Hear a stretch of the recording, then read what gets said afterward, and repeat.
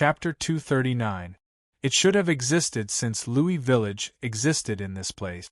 The old man said that there was a God in the sea. It was benevolent and universal. It looked after the village. It kept the village peaceful and the fishermen could harvest. Was that true? Since Louis Buhai was very young, he had been longing for the sea. He longed for the sea that he could walk into every day and watch the sun rise and the moon set every day. When it was peaceful, he would make waves. Especially when the sun was setting, he always liked to sit on the beach alone. He didn't know a lot of principles and didn't know many characters. He only knew how to write his own name. But he always thought about what was in the sea. Until that day, at the moment of sunset, the waves washed her to Louis Buhai. His thoughts seemed to stop at once. What was in the sea? The young fisherman only knew that this woman washed by the waves attracted him deeply. The woman woke up after being in a coma for 3 days and 3 nights. Who are you? Who am I? This was the moment when their eyes met so many years ago. Louis Buhai seemed to see the profundity of the sea in her eyes. She forgot everything but remembered him. He had everything in the past, but he secretly told himself that it was enough to remember her in the future. Shuai-er, you were washed up by the sea, so you are called Shuai-er? He said with a silly smile. He was still the name of the small fishing village, but she became the wife of the young fisherman. Life was very simple, but it changed from one person to 2 people. At least they were not lonely anymore. Shuai-er gave birth to a child for him. After several years, he was still illiterate, so he simply removed the middle part of his name and gave it to his son. He still looked at the woman who had become his wife with a silly smile, saying, "You are Shuai-er, he is hired, just make a word. Then it becomes the sea." How unpleasant it sounds. So the simple family had a new life. So, no matter how simple it was, there was a little liveliness. Later, he didn't know when it started, but this woman who had forgotten everything but was surrounded by plain happiness showed a trace of strangeness in her eyes.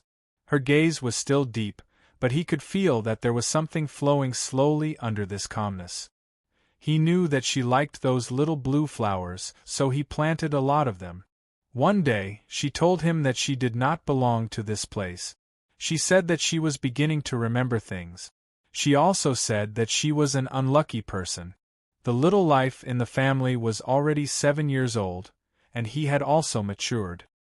He wanted to protect this home, so he told her that if she didn't belong here, then he would accompany her to leave this place.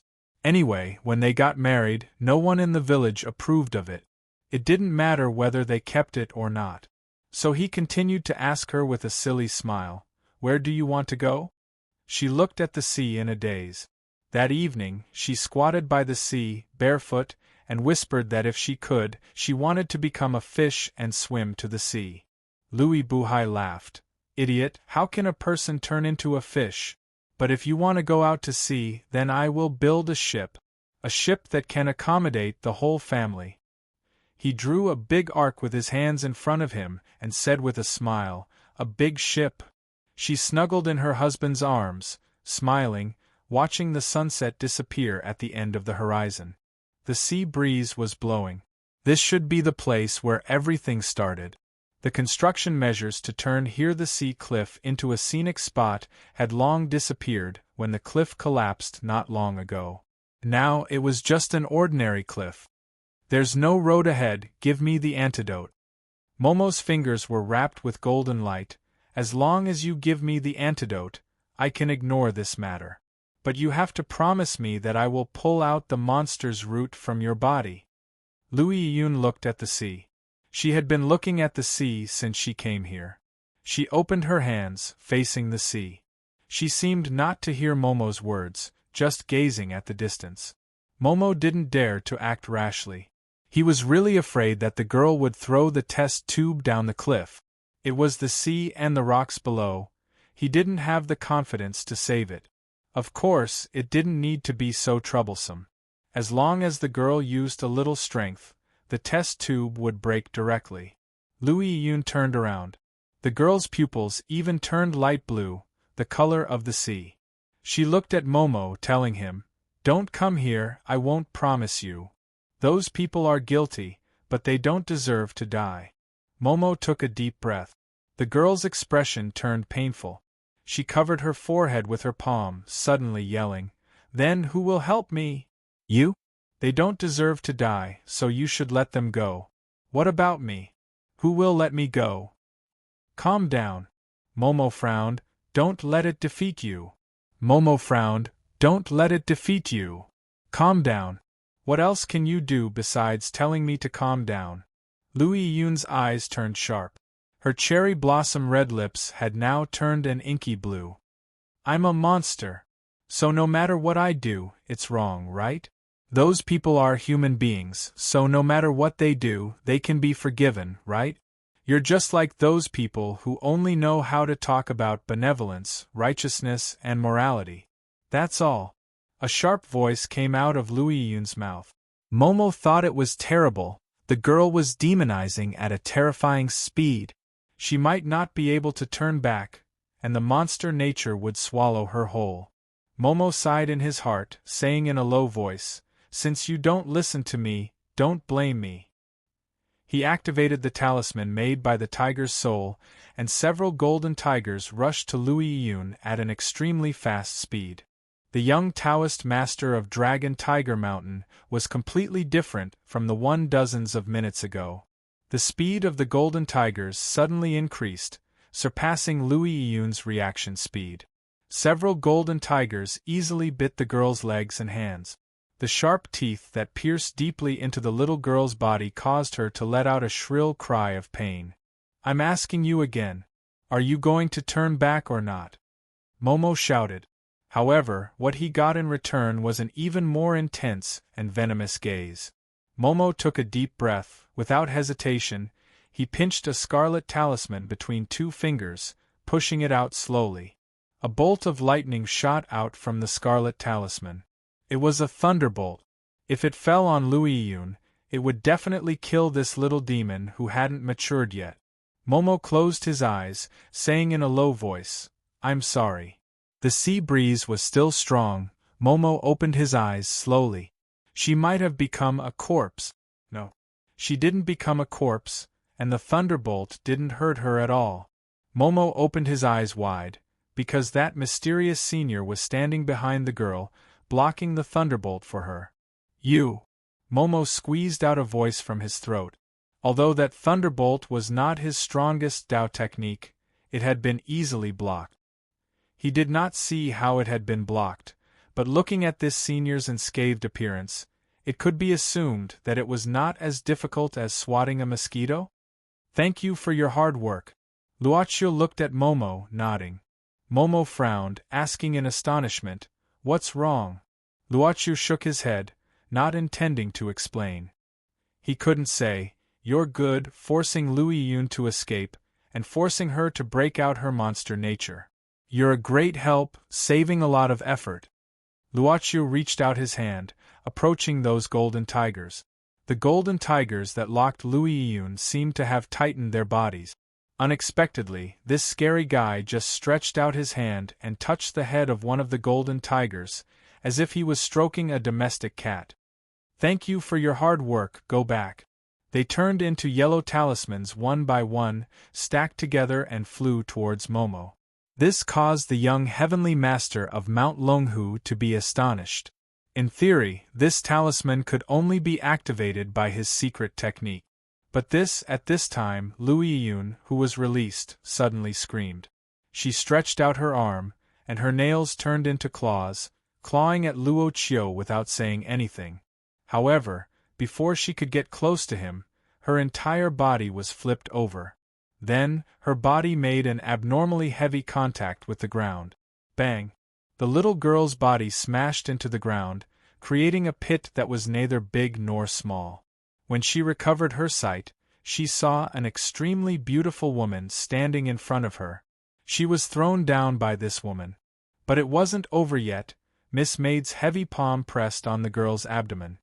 Louis Yun spat out a mouthful of dark green blood, as if her internal organs were broken. When Louis Yun thought she was going to die, Miss Maid had returned to Luocio, standing behind him. Louis Yun spat out blood, her legs were trembling. She struggled to stand up, staring at this young man with fear and anger, gritting her teeth. "Why didn't you kill me? I told you, I'm here to help you," Luocio said. "The demon nature in your body has accumulated to the point of eruption, and it has devoured your mind seriously. Of course, it's not difficult to eradicate it, but—" Turning his eyes, Boss Luo didn't continue, but shook his head. "I'm fine. I don't need your help." Louis Yun pointed at Momo angrily, but stared at Luocio. "You're just like this guy." Suddenly, a voice came.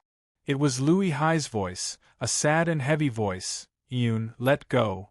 Louis Yun followed the voice, seeing Louis Hai holding Louis Buhai, walking over slowly. Louis Buhai was still muddle-headed. He walked slowly with the help of others. "Dad. Grandpa." Louis Yun stepped back, shaking her head with a painful expression. Why did you come? Don't come over, don't look at me. Don't look at me." "Why can't I look at you? No matter what you've become, you're still my daughter." Louis Hai took a deep breath. "I dare to look at my daughter, so, Yun, let go, hatred doesn't belong to you." Louis Yun held her head, stepping back step by step. Her eyes were wavering. She looked at Louis Hai, her voice became sharp. "Why? Why can you forgive those people? Why? For so many years. Why didn't you say anything? Why? Louis Hai took a deep breath. "Because the one who created this virus is not anyone but your grandmother."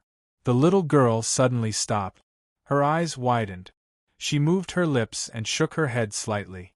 Slowly, she shook her head. No. You lied to me, you lied to me. You lied to me." Louis Hai said bitterly. "I didn't lie to you, it's true, your grandpa told me personally. That year, your grandma was one of the people involved in the plan, even a member of the research and development team. Later on, the laboratory was attacked and your grandmother managed to escape. However, she accidentally fell into the sea and lost her memory. In the end, she was washed to us. Your grandpa married her and gave birth to me. But," Louis Hai said helplessly, "but not only your grandma escaped, Takeru Sakai also escaped. He even kept the virus in the lab. You should know what happened later. Until the infected people appeared in the village, your grandma was stimulated and recovered all of a sudden. She thought the virus might have drifted here with her when she fell into the sea, and then someone opened it by accident. So she blamed herself, but she didn't know that Takeru Sakai, who was in the same lab with her, also came here secretly and hid in old Immortal Huang's house." Louis Hai shook his head. "He was injured and never left old Immortal Huang's house. And after your grandma married your grandpa, they moved to the edge of the village. They didn't meet each other and didn't know each other's existence. Until the villagers broke into our house and took your grandma away." Louis Hai looked at Louis Yun. "Your grandma thought she deserved it, so she didn't hate anyone until the end. She didn't hate. How can we hate? But can't we? All these years, the person who suffered the most should be your grandfather." It's not true, Louis Hai said painfully. "If those who killed your grandma were murderers, then we're also the descendants of sinners. Kid, let go, it's my fault. I thought it's good for you that I didn't tell you these. But I didn't know you've suffered so much secretly. When I woke up in the clinic, I heard Louis Hai talking to you on the phone. After I forced him to tell me the truth, I realized, it's all my fault." Louis Yun lowered her head, sobbing heavily. Colorless tears flowed out from her deep blue eyes. Why did I do this? Why did I do this? Yun. Louis Hai shouted. Louis Yun raised her head slowly, revealing a sad but beautiful smile. She said softly, "Dad? I don't blame you. But, I can't go back. I'm sorry." Louis Yun held her head in pain, letting out the sharpest scream so far. Her eyes were filled with tears of blood that were different from the color of a human's heart. She suddenly turned around and charged towards the cliff, jumping down. Luochu narrowed his eyes, patting on Louis Buhai's back. At that moment, Louis Buhai's turbid eyes brightened up. His body also seemed to be pushed by a huge force, and he suddenly flew out. Louis Buhai caught Louis Yun's arm successfully. Louis Hai quivered, flying over and catching Louis Buhai's waist. Louis Yun wanted to resist, but she stopped when she saw her grandpa's eyes, which seemed to be full of vigor again. "Grandpa, I have a bad memory," Louis Buhai said softly. "I saw you crying secretly but forgot it soon. I saw you rubbing alcohol secretly but forgot it soon. I also saw you're wound but I still forgot it, but how can I forget it? You're my granddaughter. Grandpa, save me, wah." Louis Yun crouched on the cliff, crying loudly when the wind blew over.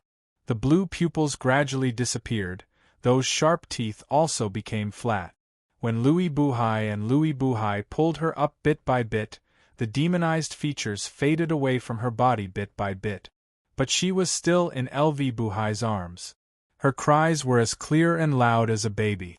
Momo looked at the black gas coming out from Louis Yun's body, saying unbelievably, "She's almost demonized completely, but it can be reversed? She has a human part, doesn't she?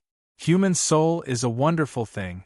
A little light is enough to dispel all the darkness in the heart." Luochu's voice sounded in Momo's ears. He looked up at this senior, opening his mouth but didn't say anything. But this young Taoist master of Dragon Tiger Mountain had the thought of eliminating it since it couldn't be reversed on the cliff of this small fishing village. Momo lowered his head deeply. He heaved a sigh of relief and sat down with his legs crossed, eyes closed. There was a faint golden light flowing under his skin. Luochu looked at Momo in surprise, asking curiously, "Is this the rare epiphany that Taiyinzi mentioned?" Miss Maid said joyfully, "Now we can look forward to Momo's arrival." The club boss, who always felt that Miss Maid's way of thinking was different from his, didn't argue with her. After a while, Louis Yun stopped crying. With tears in her eyes, she slowly stood up with the support of her father and grandfather. She took a deep breath, walking towards Luochu, handing over the antidote to Luochu. Boss Luo took over the test tube, saying, "It's easy for me to take it from you. But if you hand it to me, you'll really let it go. Do you understand?" Louis Yun shook her head, then nodded. "Why do you help me?" she asked suddenly. Luochu said indifferently, "Just take it as I'm bored." At the edge of the cliff, Louis Buhai threw a grateful look, then slowly closed his eyes and fell down. "Dad! Grandpa!" Louis Yun rushed to Louis Buhai, calling the old man with Louis Hai in a flurry. "Grandpa!" The little girl leaned on Louis Buhai. Louis Hai took a deep breath. "Your grandpa might have a momentary lucidity before death, at his age, these years, let him rest in peace. To be able to see you let go of the hatred in your heart, wasn't this a form of relief for him? You're too sad." At night, Ren Xiling turned on the desk lamp. She looked at Lizzie, who was in deep sleep, shaking her head and smiling. She picked up a cup of hot tea and took a sip to get rid of the chill on her body. Then, she placed her hands on the keyboard of the laptop and gently tapped on it. When I woke up, the others also woke up one after another. I looked at the little girl and her father, sitting there quietly. The test tube that could save the entire village was also lying quietly on the coffee table. However, we have no way of knowing what exactly happened. Ma Howd actually wanted to ask clearly. But I know his character. This guy with a big beer belly didn't want to open the scar in the little girl's heart. But he was very annoyed. But it didn't matter, because he had Takaru Sakai and Louis Chaosheng to vent his anger for him. I think, after bringing these two guys back, Ma Howd would be busy for a long time. After all, the problem of the fishing village was a historical problem, which was enough for him to be in a terrible fix. It was as if something was pushing us. We woke up one by one and kept silent as we stared at the test tube. We didn't ask why, as if it was an agreement. Until now, I still feel it was incredible. Those villagers who were saved agreed not to accuse Louis Hai or Louis Yun. It was as if after this experience, The ugliness buried in their hearts had been completely cleansed. I watched as the villagers bowed quietly outside the resort and left quietly. Louis Hai and Louis Yun didn't come out. The estrangement didn't disappear because of this incident. But since Louis Hai's family chose to forgive them, this estrangement should fade away with time. Maybe it will take a long time, maybe it will be the little girl's offspring, but one day, this resort on the hillside will have more guests. They will address the descendants of the holiday homes as brothers or sisters. The only pity is that the old man of the resort passed away. According to the custom of the village, the old man's body should be cremated on the same day. Of course, this doesn't conform to the current degree of death, but this place is remote. That secretary didn't insist on the custom of this village. I think after this incident, he might not dare to do it anymore. I wonder if this old man remembered anything before his death? I don't think I'll ever forget what happened in this small fishing village. What happened here before, I'll never forget it. After finishing the sentence, Ren Xiling heaved a sigh of relief, dragging this chapter into a folder called Ren Xiling's Anecdotes. This wasn't something she could publish. Boy, hurry up and have a baby. Ren Xiling closed her eyes slowly. Before going to sleep, she smiled faintly. I've prepared a lot of interesting stories for my grandson. The sleeping sub-editor Ren probably hoped that she could have a good dream. She gradually fell asleep. She didn't know that the boy who could have a baby was now at the beach of the fishing village. There were the boss of the club, the maid of the club, and Louis Buhai, who had been cremated. Thank you. Louis Buhai looked at Luoqiu. The old man was quite quiet. After a lifetime of hardships, the illiterate young fisherman who could only sit on the beach in a daze had a profound look in his eyes. We're just fulfilling your request, guest. Anyway. Louis Buhai shook his head. It's enough. He turned his head, looking at the night sky without any brilliant stars. The sea under the night sky looked dark. The old man walked into the sea step by step. The sea water went over his legs, his waist, and his chest. When the sea water almost went over his shoulders, the old man smiled slowly, as if he saw the woman who floated over from the beach many years ago. You said you hoped to become a fish and swim to the sea. Maybe you really did swim to the sea. So, I'm here for you, Shuer. When the sea water completely submerged him, the old man from the small fishing village by the sea turned into a big blue fish and finally disappeared into the sea. Luoqiu nodded towards the sea, saying softly, Guest, thank you for coming. Boss Luo was still enjoying the sea breeze, but Mississippi Maid, who was accompanying him, suddenly looked back. When the footsteps on the beach gradually became clear, the voice of the young master of Dragon Tiger Mountain sounded. Louis Buhai faked his death. It was arranged by you. Luoqiu turned around. Wouldn't it be better to say, you know too much? Momo frowned. Why can Louis Buhai become a fish? No, he returned to his original body after demonization. He shouldn't live for long. Maybe he can't even swim out of the sea. I always thought that Louis Yun could demonize because of the atavism. I thought the woman who rushed over from the beach was a monster or at least had the bloodline of a monster. But Louis Buhai, who are you? Why can you turn a human into a monster? I didn't turn him into a monster. Luoqiu shook his head. As for why, guest, do you want to know? Momo gave a start. At this moment, he seemed to feel the terrifying feeling he had when they fought for the first time from the senior. This made his heart beat so violently that he stepped back subconsciously. Momo shook his head. My intuition tells me it'll be troublesome. Luoqiu smiled. Momo took a deep breath, looking at the sea silently. Suddenly he said, You said that human soul is wonderful. A little light can drive away all the darkness in one's heart. But my master also said that the coldest thing is human's heart. He looked at Luoqiu. So, what on earth is human's heart? I don't know, I'm also looking for it. Luoqiu shook his head, but he also looked at the sea. However, the coldest thing is human's heart, the warmest thing is human's heart. The coldest thing is human's heart. The warmest thing is human's heart, Momo murmured, closing his eyes and sitting on the seaside with his legs crossed. The golden light that was released once seemed to be stronger. Looking at Miss Maid's satisfied eyes, Luocio said softly, "Go back."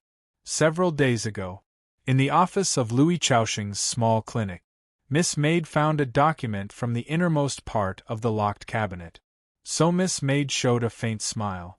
She looked at Luocio, saying softly, "Master, there's something interesting here." "Something interesting?" The club owner took the document, opening it and reading it. This was Louis Chaoshing's discovery since he started his medical career in this small fishing village. He realized that some of the villagers had 6 fewer ribs than normal people, but they were still alive and healthy. Some were even healthier than others. Chapter 240. When the shutter was pressed, Lizzie asked with confusion, "Sister Ren, what are you taking pictures of?" Lizzie really didn't know why Renziling was still taking pictures at this time. She was taking pictures of the villagers who were cleaning up the collapsed mud on the road. "I should be able to clear a path today, right? If you're bored, you can go to the village to have a walk."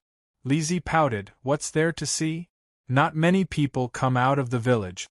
The antidote had been handed out and according to Louis Chaoshing's instructions, it was diluted and injected into the infected villagers one by one. The infected villagers' bodies also began to gradually recover.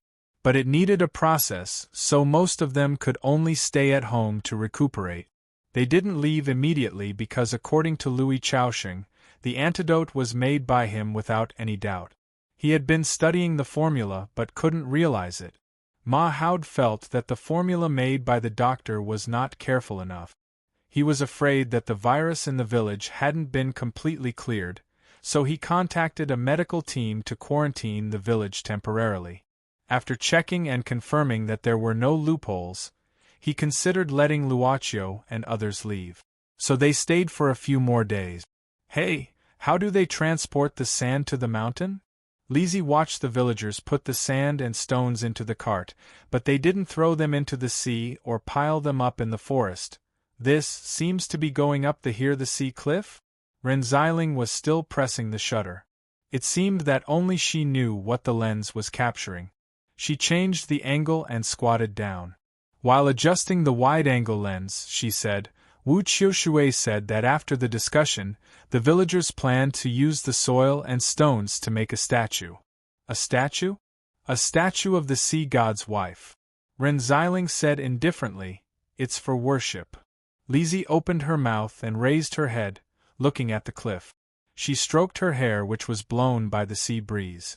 Suddenly Lizzie said, "Sister Ren, let me help you.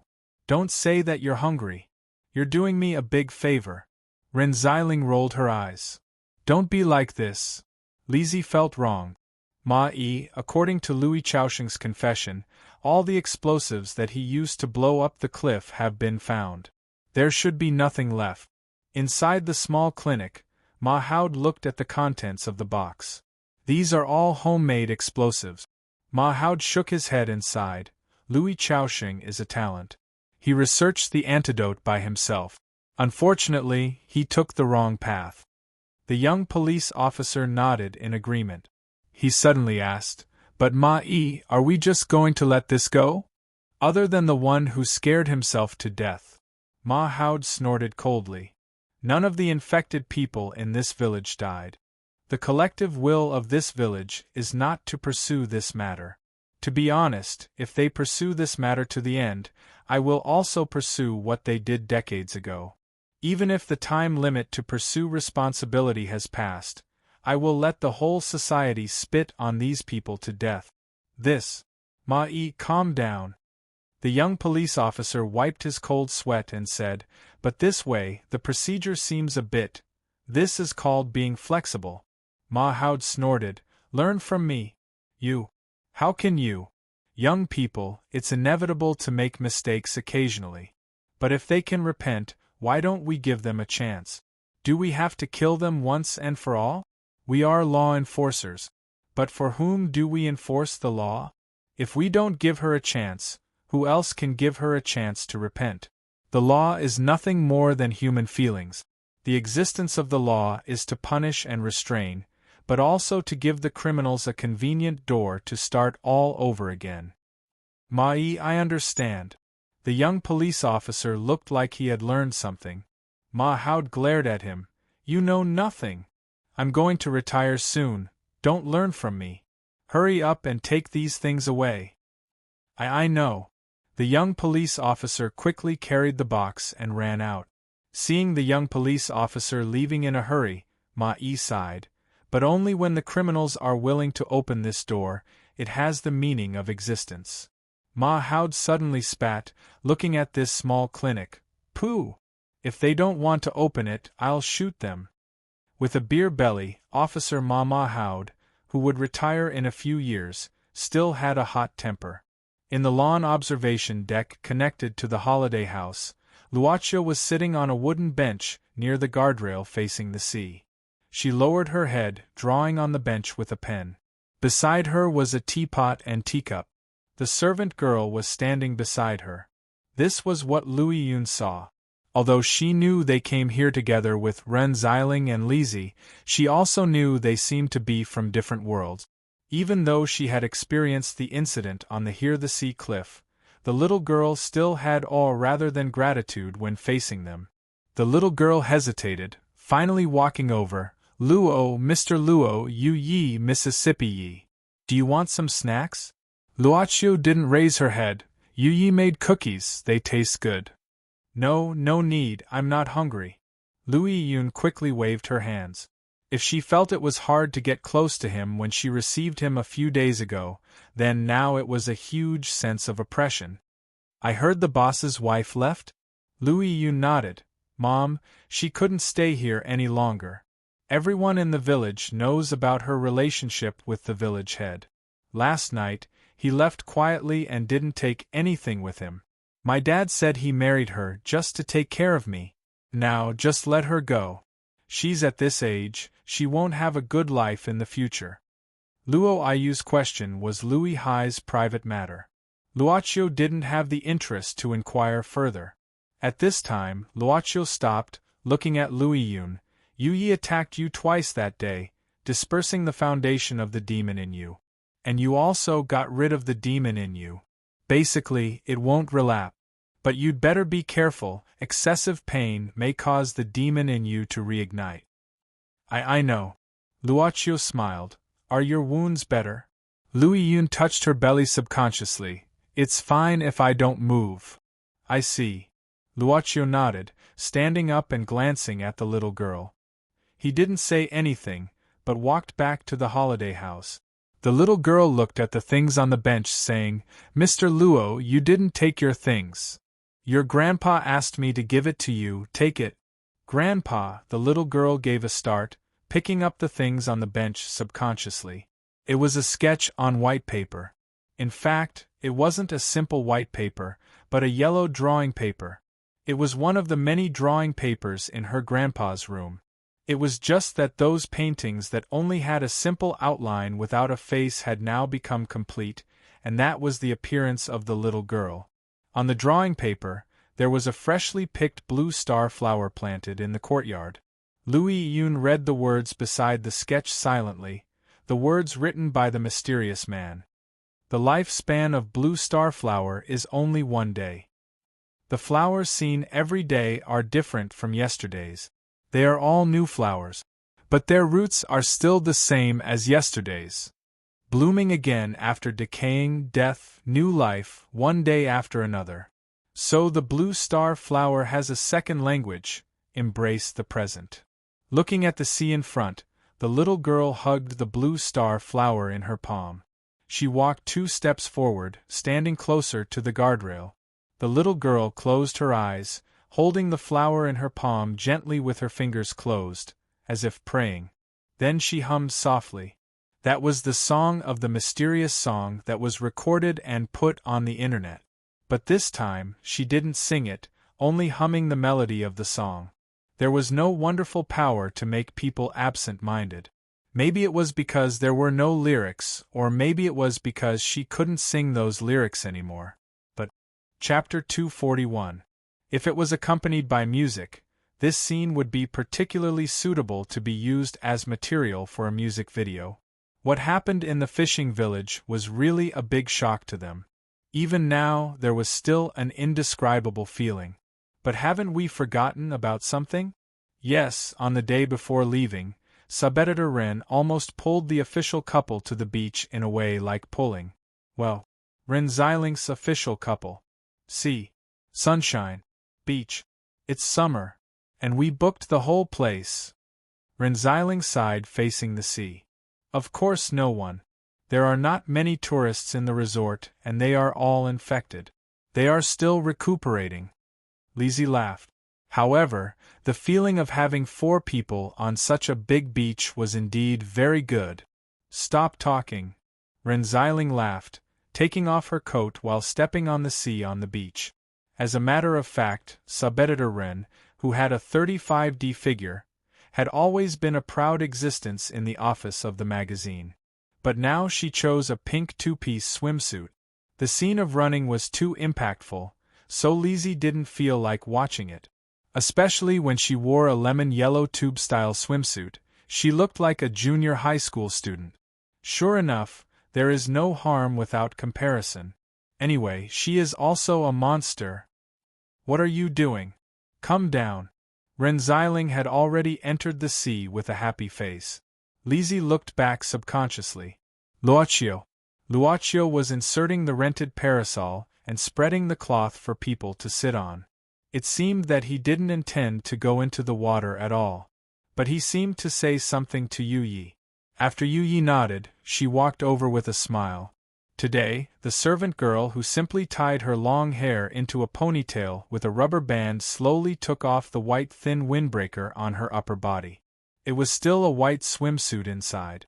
If Sister Ren was said to be harmful to Lizzie, then this person who didn't talk much but seemed to be very easy to talk to and was very quiet was a critical hit to Lizzie, right? I didn't expect this. I didn't expect this. Lizzie muttered to herself. This girl who was full of classical beauty was actually wearing a bikini with strap. The bow knots around her waist and pelvis swayed gently as she walked with her almost perfectly proportioned legs. The only thing that covered the most mysterious part of a woman was a small piece of white fabric. Miss Lizzie, aren't you going into the water? Just call me Lizzie. Lizzie laughed dryly. The critical hit was still ongoing, so she could only smile embarrassedly and say, Go into the water, go into the water, go into the water. She couldn't possibly say that even as a woman she was stunned, right? Then, let's get into the water, Lizzie. Yu Yi smiled and held Lizzie's hand. Watching the 3 of them playing in the water, Luochio revealed a smile as he took out a bottle of sparkling water from the small incubator and drank it. After that, he covered his feet and arms with his clothes and covered his face with the hat that Yu Yi brought. After that, he lay down and became motionless. Not long after, they went ashore.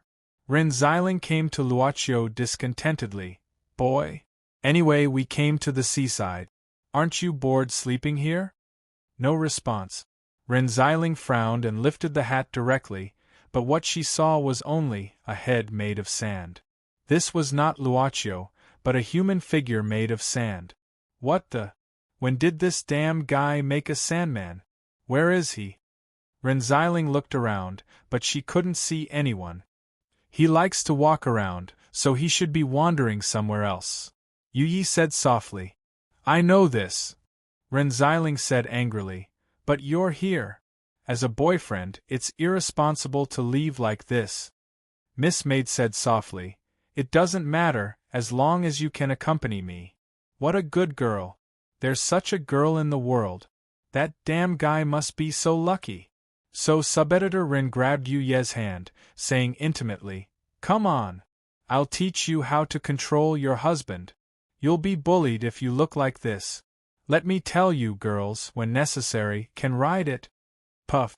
Sister Ren, what the hell are you teaching her? Lizzie opened her mouth.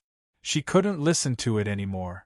Jumping on the messy reefs easily, just like the martial arts masters in the movies. After a few jumps, Luochio lost interest.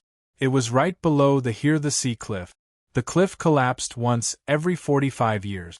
After 45 years, Louis Chaosheng also blew up the cliff once under the instruction of Louis Yun.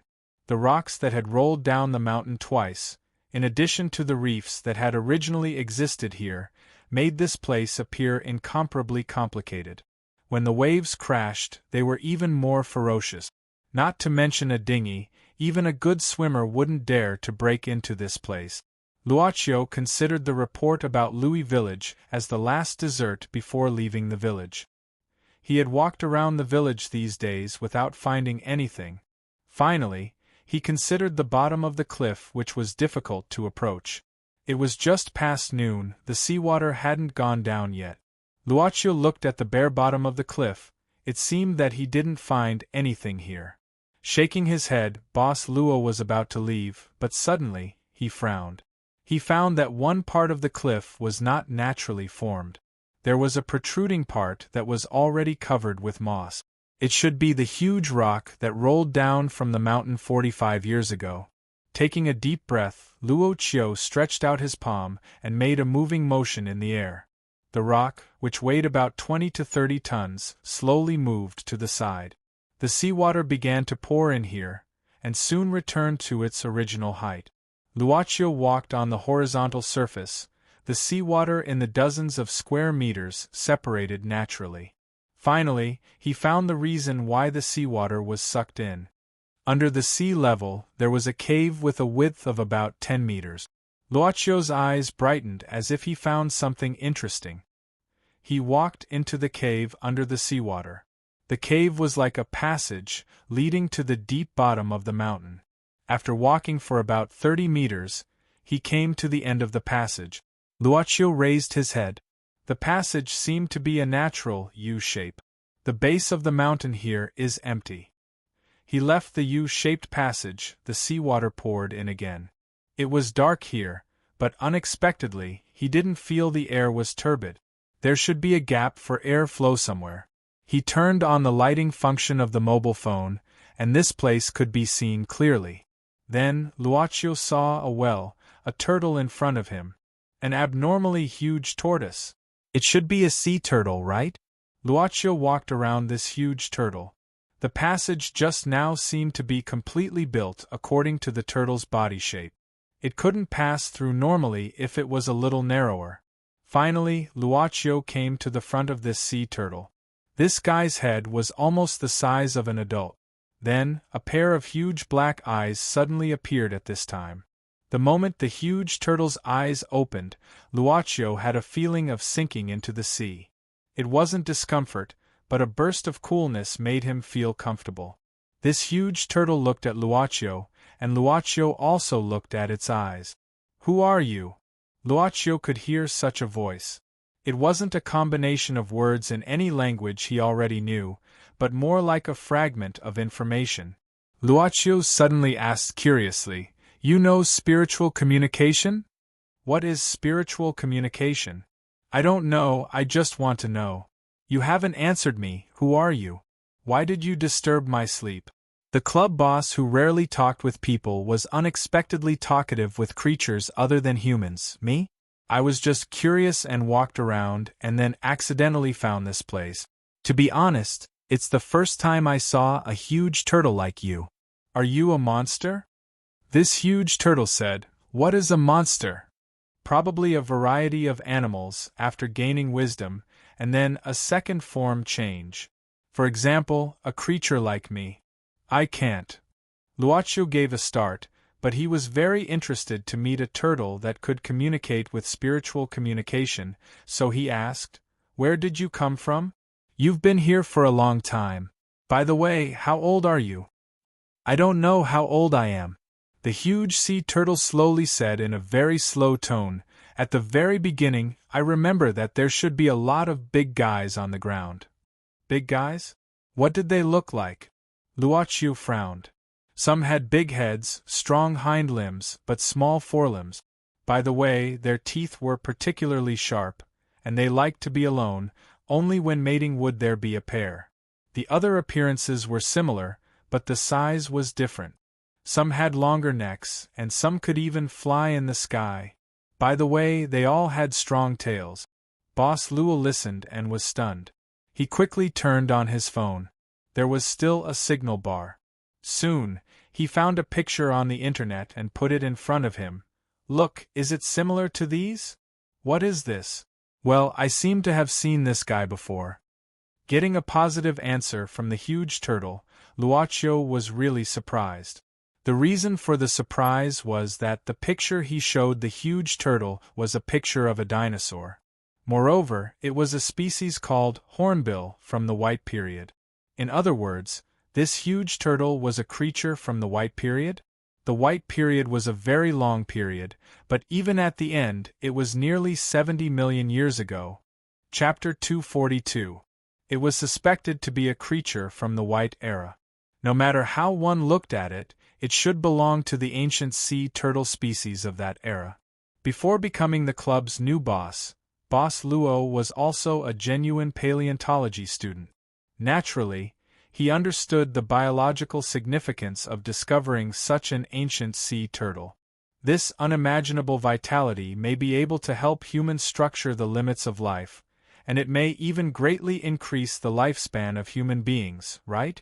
The rest was the genetic map research. The evolutionary process of the creatures on the third planet of the solar system was not only that.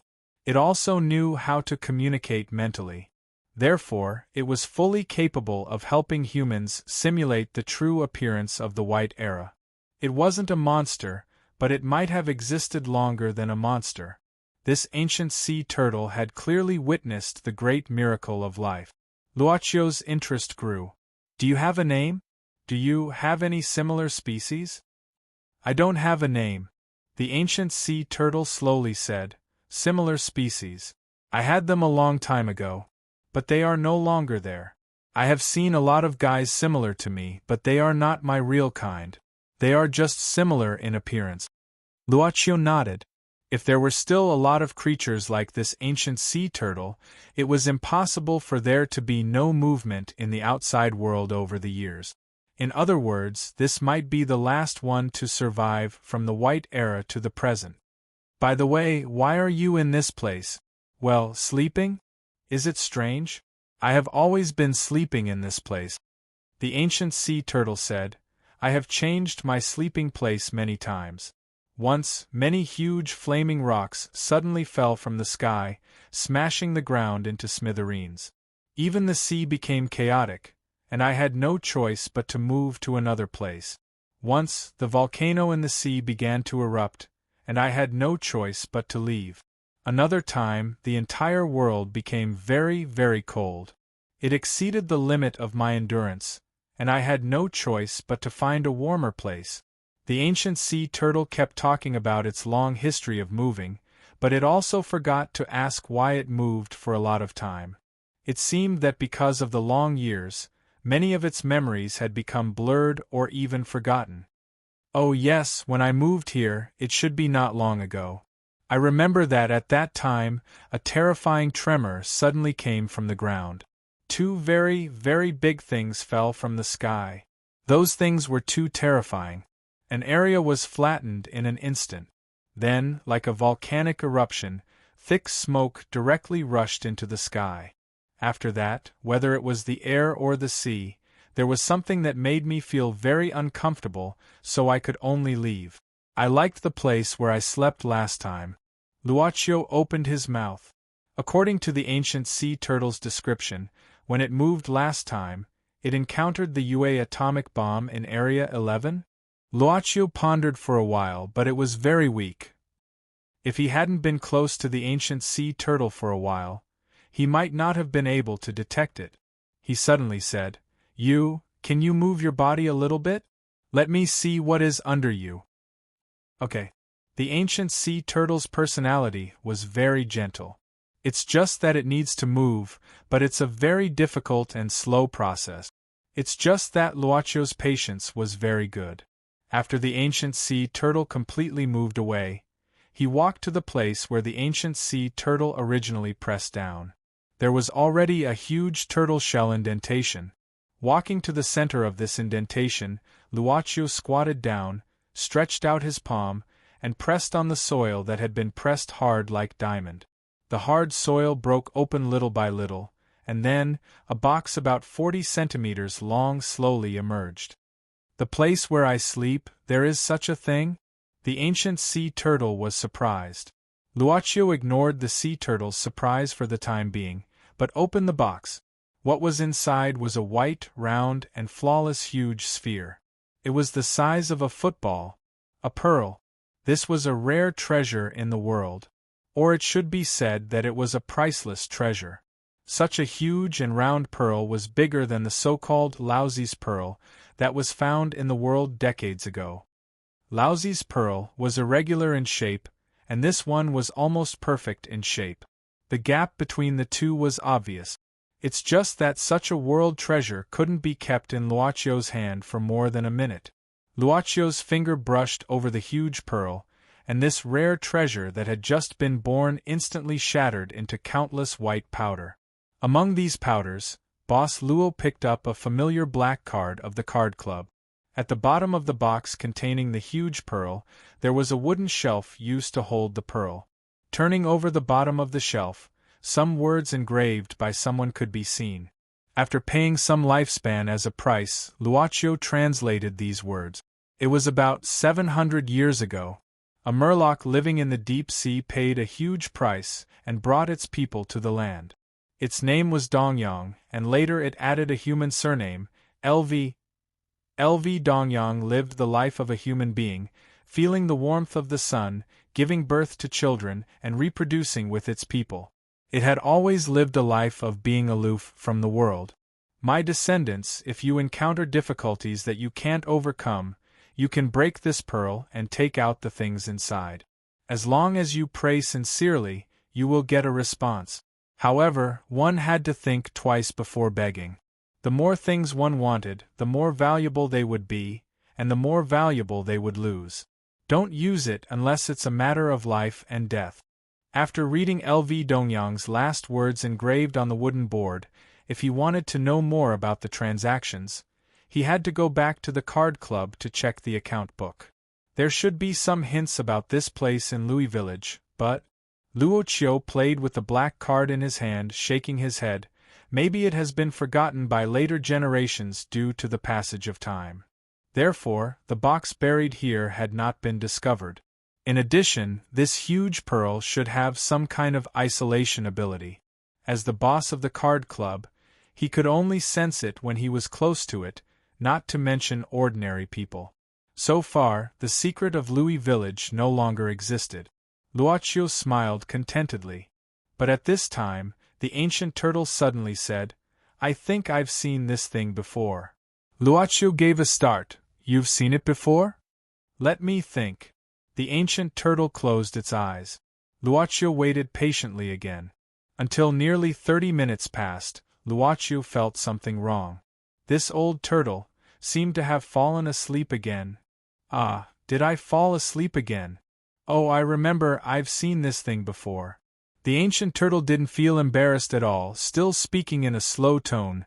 "Well, speaking of which, I felt the same aura from you and that guy. No wonder I woke up from my deep sleep." "Same aura?" Luocio frowned. "Did that guy tell you his name?" "I forgot." The ancient turtle said, "That guy also gave me this thing, saying I could find that guy through it if I needed it. Then I threw it away." The ancient turtle said slowly. Luocio opened his mouth. Well, he had met people who threw away the black card in the past 2 or 3 months since he took over the club. For example, Tu Jiaqing had thrown it away at the beginning. However, the black card was a certificate.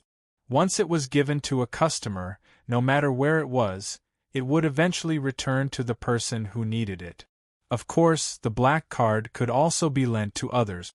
But Luocio didn't feel the existence of the second black card here. He looked at the ancient turtle in surprise. "Don't you have something you want for such a long time?" The ancient turtle said naturally, "That guy said he could help me realize my wish. But I don't need it. As long as I can sleep by myself. Why do I need someone to help me?" "Luocio, Such a guy really exists as long as he sleeps.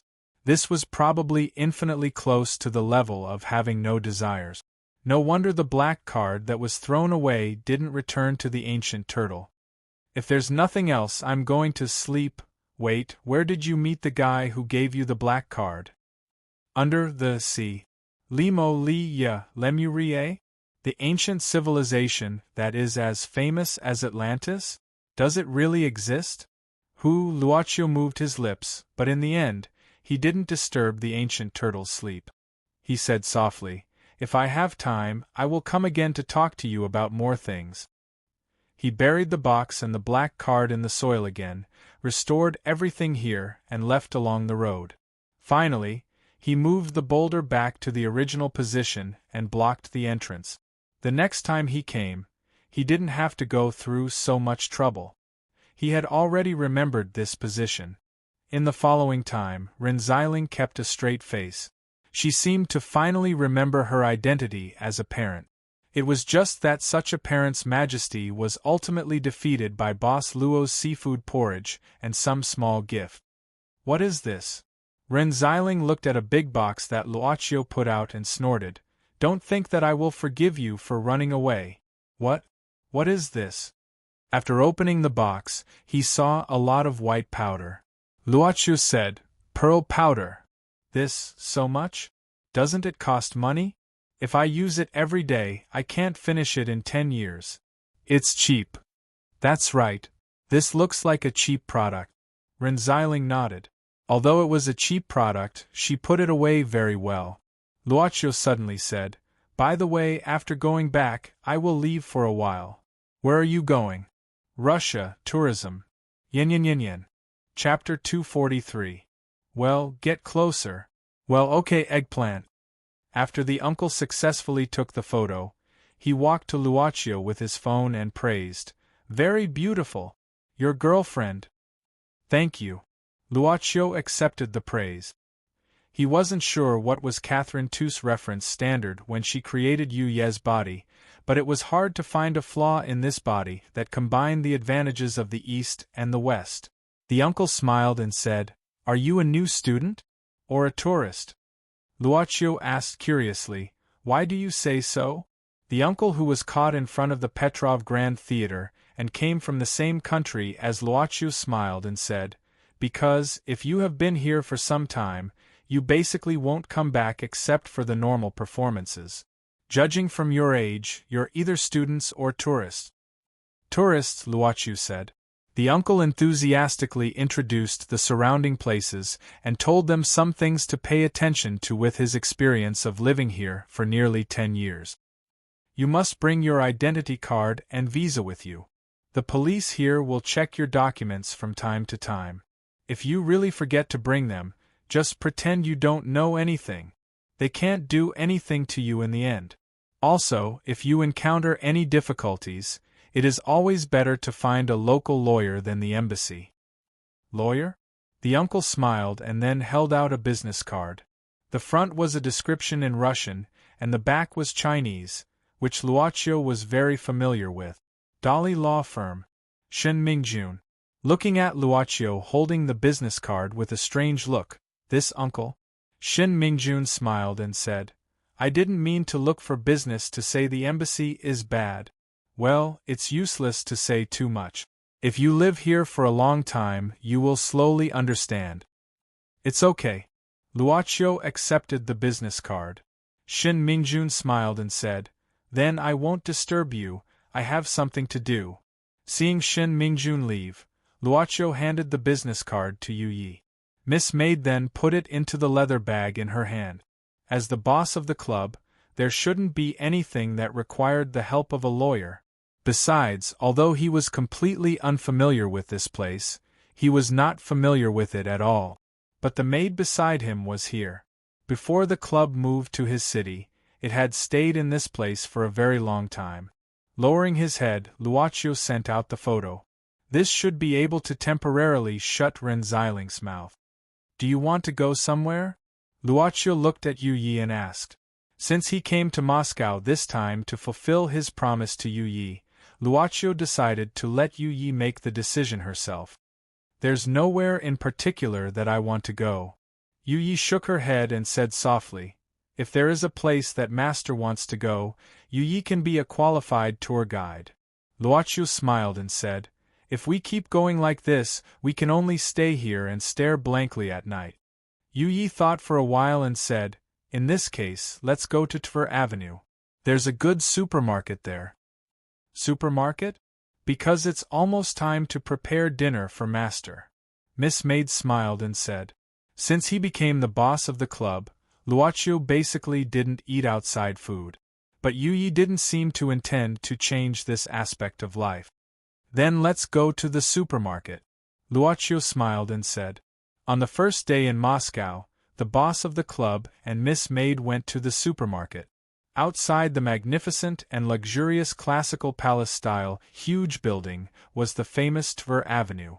On the road that was more than 10 lanes wide, endless vehicles could be seen. This was a very prosperous place, but this kind of prosperity was completely irrelevant to Nikita. What he cared about now was how to escape from the hands of the two strong men in front of him. But the fact was that the two men forced him to the wall of the alley, one on the left and one on the right, like two mountains. For Nikita, who was thin, there seemed to be no possibility of escape no matter how he tried. I have no money. Nikita begged for mercy. One of the strong men suddenly sneered. Without saying anything, he directly punched on Nikita's stomach. The punch made Nikita squat on the ground while covering his stomach in pain, complaining, I really don't have extra money. I still owe the landlord 2 months' rent. I'm going to sleep on the street. The other strong man who didn't hit him sneered, this is the territory of Boss Igor. It's not the first day you come here to make a living. If you don't pay the protection fee, get out of here. But I really have no money, Nikita said with a dry cough. You will have it. The strong man who hit him sneered. The muscles on his arms that had obviously been trained bulged high, and he easily pulled Nikita up. Once again, he aimed at Nikita's stomach and punched him again and again. Stop, stop. At this time, a man in his 30s with a face full of stubble rushed in. The man had a sturdy body that was not inferior to the two strong men, and even slightly taller. He came to Nikita, and the strong man who hit him stopped. Nikita suddenly slid down the wall and sat on the ground, with some blood flowing out of his mouth. The man squatted down and glanced at Nikita, with a trace of anger flashing in his eyes. His hand clenched into a fist, but it only lasted for an instant before loosening. Don't hit him again, I'll pay the protection fee for him. The man took a deep breath and stood up. When they got closer, they discovered that this man was actually a head taller than the two burly men.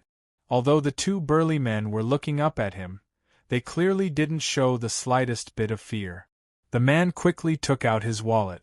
When he was about to count the banknotes, one of the strong men suddenly reached out and grabbed all the banknotes in the man's wallet, saying indifferently, This is the amount. This is more than 3 times. The man frowned. The strong man who grabbed the money smiled, and gently fanned the banknotes in his hand on the man's face. This is the amount for helping people, especially you, haha. What, do you want to fight? Come on. Take the money, let's go. The man took a deep breath, and his voice became lower. The other strong man whistled, smiled disdainfully, and patted his partner's shoulder. Next time, remember to let this guy take enough money with him. After that, the two left from the other end of the alley. The man sighed, then turned around and squatted down, looking at Nikita. Nikita, how was it? Oleg. I'm sorry, this time I let you. It's okay. The man. Oleg shook his head and said, Can you stand up? Nikita nodded. Although his face was painful, he still stood up in front of him. But Nikita's face was full of anger. Oleg, you should hit them. I know that you can easily defeat these two fellows. Oleg said indifferently, I've delivered the goods. If you don't have anything else, I'm going to pick up my son from school. Nikita still wanted to say something, but Oleg had already walked out of the alley. Nikita moved his lips, and finally leaned against the wall tiredly. After a while, Nikita kicked the trash can next to him to vent his anger, and then sat down with his head in his hands. After a while, he got up and left the alley in a daze. When leaving the alley, Nikita blankly looked at the bustling street. Those luxurious sports cars passed by him from time to time, and he couldn't help showing an envious look. He also saw a particularly beautiful woman, but this woman was beside a man who was looking at the east, and they seemed to be quite intimate. Even this Oriental guy, if he has money, he can also enjoy this kind of super beauty. Money, money, money. Nikita spat out a mouthful of saliva, reluctantly withdrawing his eyes from the beautiful woman and limping away. Before entering the Yelisaevsky supermarket, Luachio suddenly asked, "I heard that the gangs in Russia are very active. Are those who received protection fees just now?" The servant girl said with many years of experience, "I'm afraid they are at most small ruffians, maybe the peripheral members of a gang, so they can only collect protection fees." Luachio nodded, walking into the supermarket. Chapter 244. When Oleg came to school, he was told that his son played truant in the last class. He didn't find out until the class was over. The teacher was about to call Oleg, but it was time to pick him up after school. Play truant? Why did he play truant? Oleg asked confusedly. The teacher had to look up to see the Siberian man clearly. He frowned and said, "Mr. Oleg, I think I should be the one to ask you this question. I remember that I have invited you twice this week to come to school, and we will talk about your son, but you seem to have not given me a formal reply." Oleg said apologetically, "I'm sorry, I'm a truck driver. I'm busy with work and can't spare time. It's my limit to pick him up on time every day." The teacher shook his head. "Sir, is there anything more important than family? I'm sorry, I'm not criticizing your way of life, but Antonio is just a child. Please care more about his emotions. Besides, I'm going to call the police because Antonio is too young. He may be in danger when he leaves school." "No need." Oleg shook his head. "I think I know where he is. So, goodbye." "Mr. Oleg! Mr. Oleg!" Looking at the man who had gone away, the teacher sighed and shook his head. Finally, he watched Oleg drive the dark yellow pickup truck onto the road. Miss Maid's shopping this time was very fruitful. The two of them were strolling through the streets of Moscow, each carrying 2 large bags of things. It was time for sunset. For Luochio, this kind of thing of taking things home after shopping in the supermarket was basically once or twice a week, so he had long been accustomed to it. But Miss Maid felt that she shouldn't let her master do this kind of heavy work. Of course, they didn't argue. In fact, it's not bad to walk back like this. We can also see the scenery on the street. Boss Luo's mood had been very good since he came to Moscow, and Miss Maid didn't insist on it because she knew that her new master wasn't the type of person who liked to enjoy completely. In this place of 55 degrees north latitude, even in summer, the temperature in the evening was only 20 degrees. There was no heat from the temperature, but there was heat from the people on the street. Luachio casually looked at the streets and pedestrians under the yellow setting sun. Suddenly, he stopped walking and looked at the other side of the street as if he was thinking about something. This time, Yuyi had arranged everything for them to come to Moscow, including a place to stay temporarily. Although it was only a temporary residence, it was also a very exquisite apartment. As for how much it cost, Luachio felt that he didn't need to care about this kind of thing. However, this was not the direction back to the apartment. Boss Luo changed his route and headed towards the park. In the park, some women were playing with their children. There was also an old man sitting on a stool with a pipe in his mouth, looking at the sky. At this moment, a boy was sitting on the swing on one side of the building. He was carrying a backpack and sitting on the bench of the swing, but he was not swinging. The child had a head of chestnut-colored curly hair and faint freckles on his face. He was rather small. He was about 10 years old. "Do you want some?" Suddenly, the little boy heard such a voice. He looked up and saw a black-haired guy, reaching out his hand to give him a piece of chocolate. The little boy was stunned for a moment, but he quickly lowered his head and stomped his feet on the sand, causing the swing to sway. Luocio didn't seem to mind, but sat on the swing next to him. He tore the chocolate in his hand, then broke off a small piece and put it into his mouth. The moment he broke off the chocolate, the crisp sound made the little boy's eyes move over, but he quickly turned to the other side. Well, my mood is much better. Some people say that if you eat something when you are unhappy, your mood will be better. Screech. The child's feet suddenly stopped on the sand, and the swing stopped. The child suddenly stared at Luocio fiercely. Without saying anything, he ran away. But the child didn't run far before squatting on the ground. Soon, the little boy stood up. But at this time, there was a ball of mud in his hand. The child threw the mud ball in his hand at Luocio with all his might. The mud ball almost hit Boss Luo's face. While marveling at the so-called fighting nation, Luocio slightly tilted his head, and the mud ball flew past his ear without hitting him. The little boy looked regretful, but he instantly made a face and ran toward the exit of the park without saying a word. However, he did not expect that just as he turned around, he would immediately bump into something huge and fall to the ground. He bumped into a very strong man. "Antonio, stand up," the big man suddenly said. The boy. Antonio looked up and saw the big man's appearance.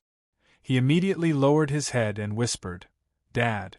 I'm really sorry, my son is too naughty." After the introduction, the big man who claimed to be Oleg apologized in front of Luocio very politely.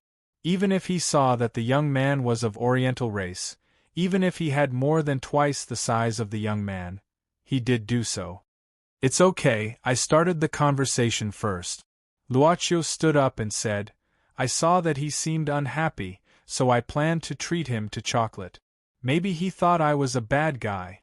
Well, his awareness of precaution is actually very good. After all, he was a fighting nation, Coco." At this time, Oleg was stunned. "Are you an Oriental who grew up in the local area?" "I'm just a tourist." Luocio shook his head and said, "Well, I'm free to travel."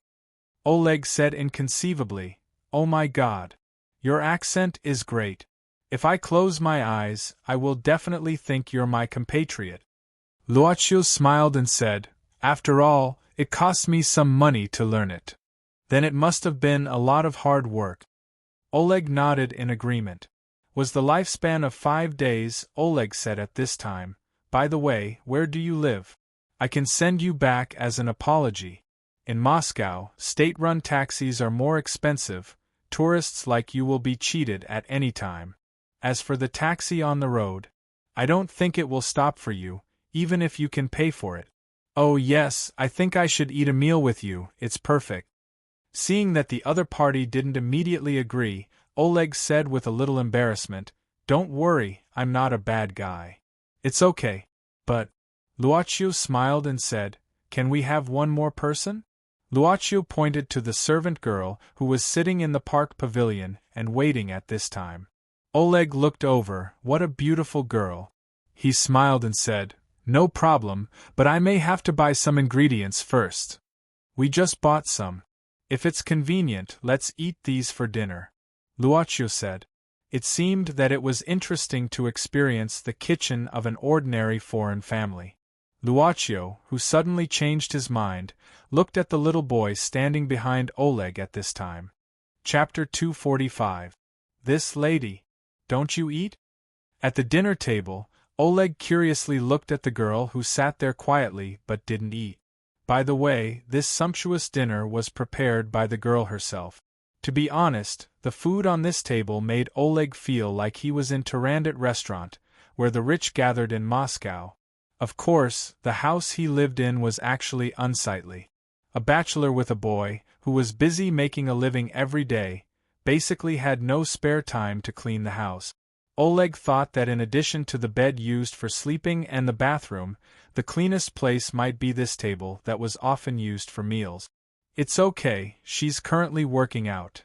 Luaccio said as he put a piece of pickled cucumber into his mouth. Oleg was stunned. But she doesn't have to not eat? She doesn't eat after noon. Boss Luo said softly again.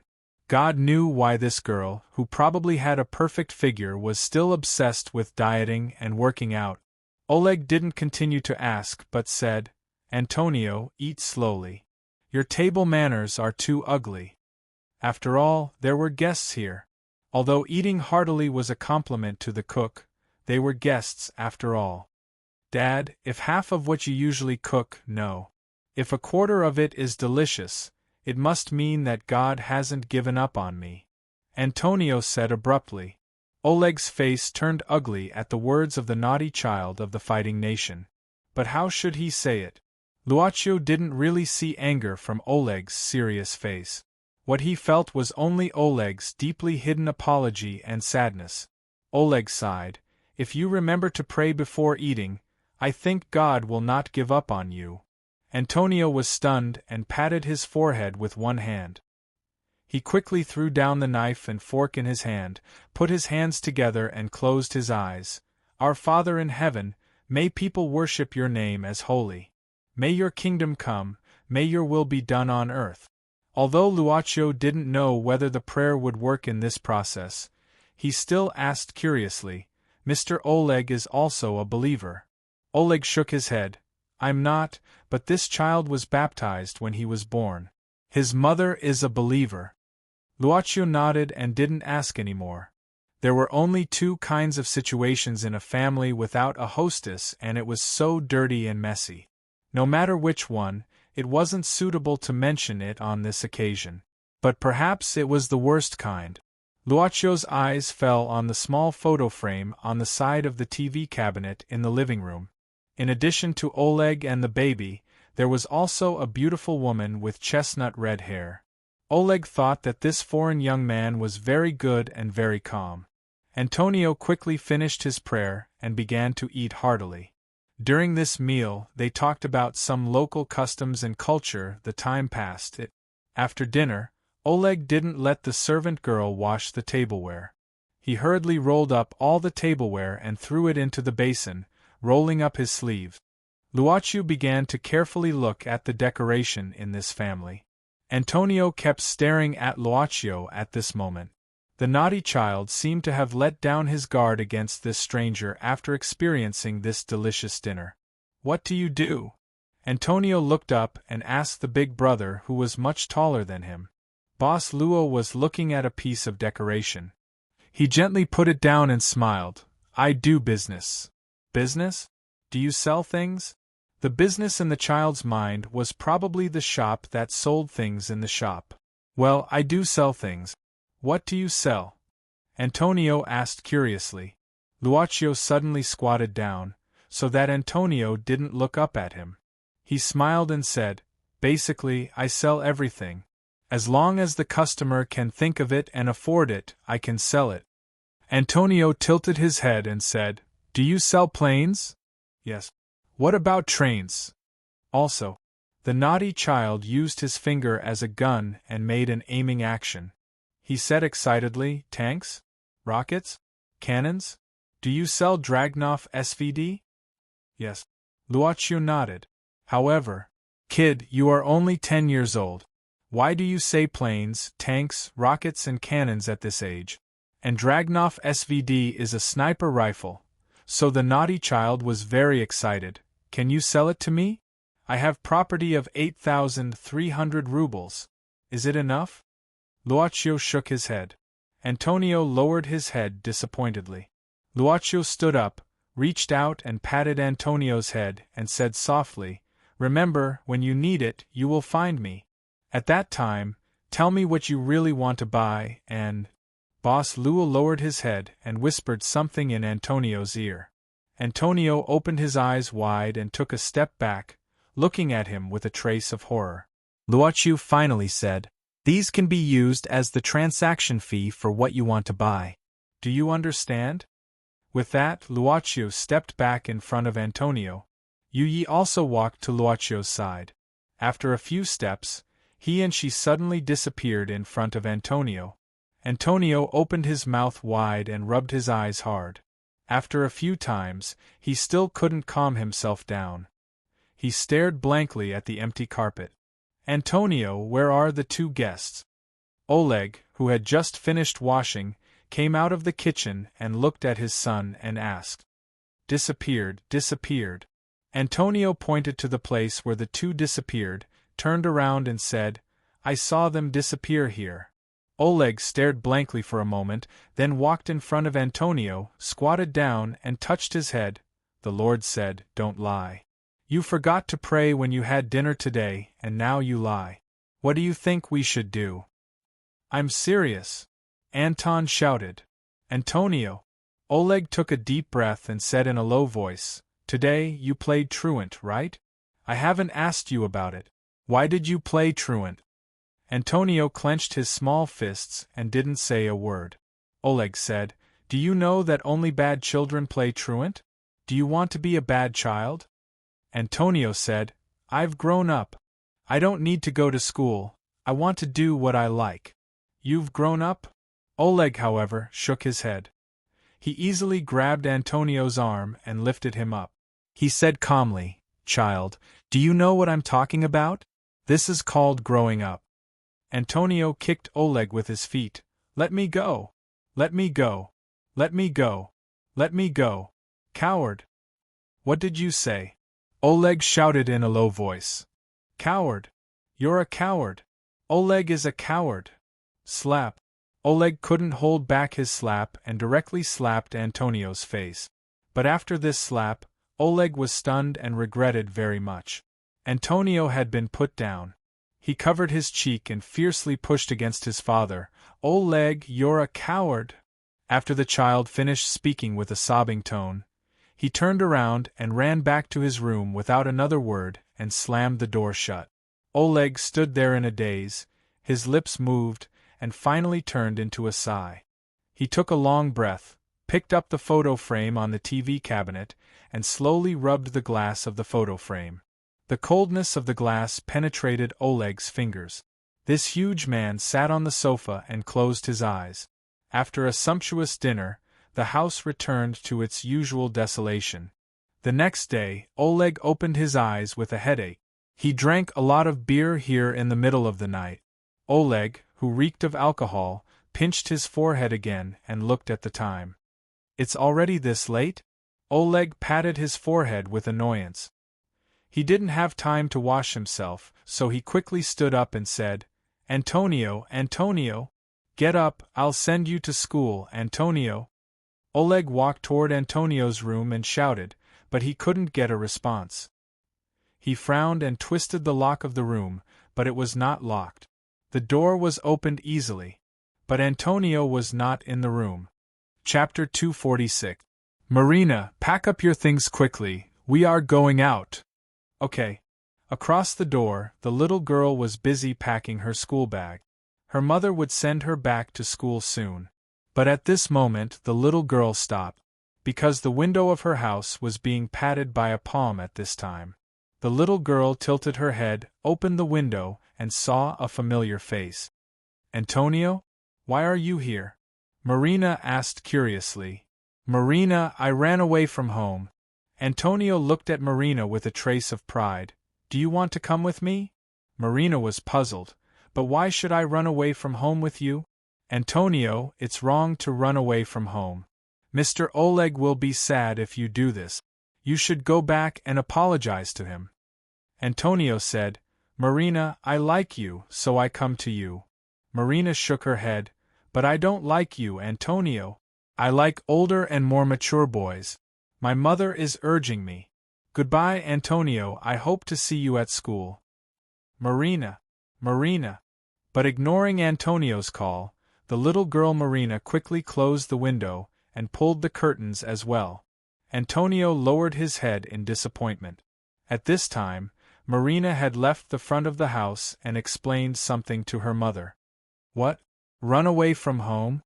Marina's mother was stunned and quickly went around the back of the house, but at this time she could only see Antonio's back over the fence. It was too late for the lady to call, so she could not help but frown. Marina, you go and get the address book. I think I need to meet Mr. Oleg first.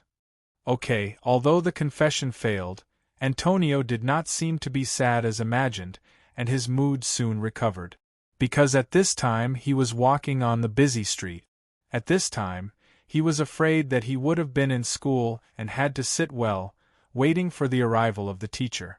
Therefore, everything that Antonio saw and encountered at this time was novel to him. Antonio gave a happy laugh, his hands opened, and he imagined that he was flying, running on the street.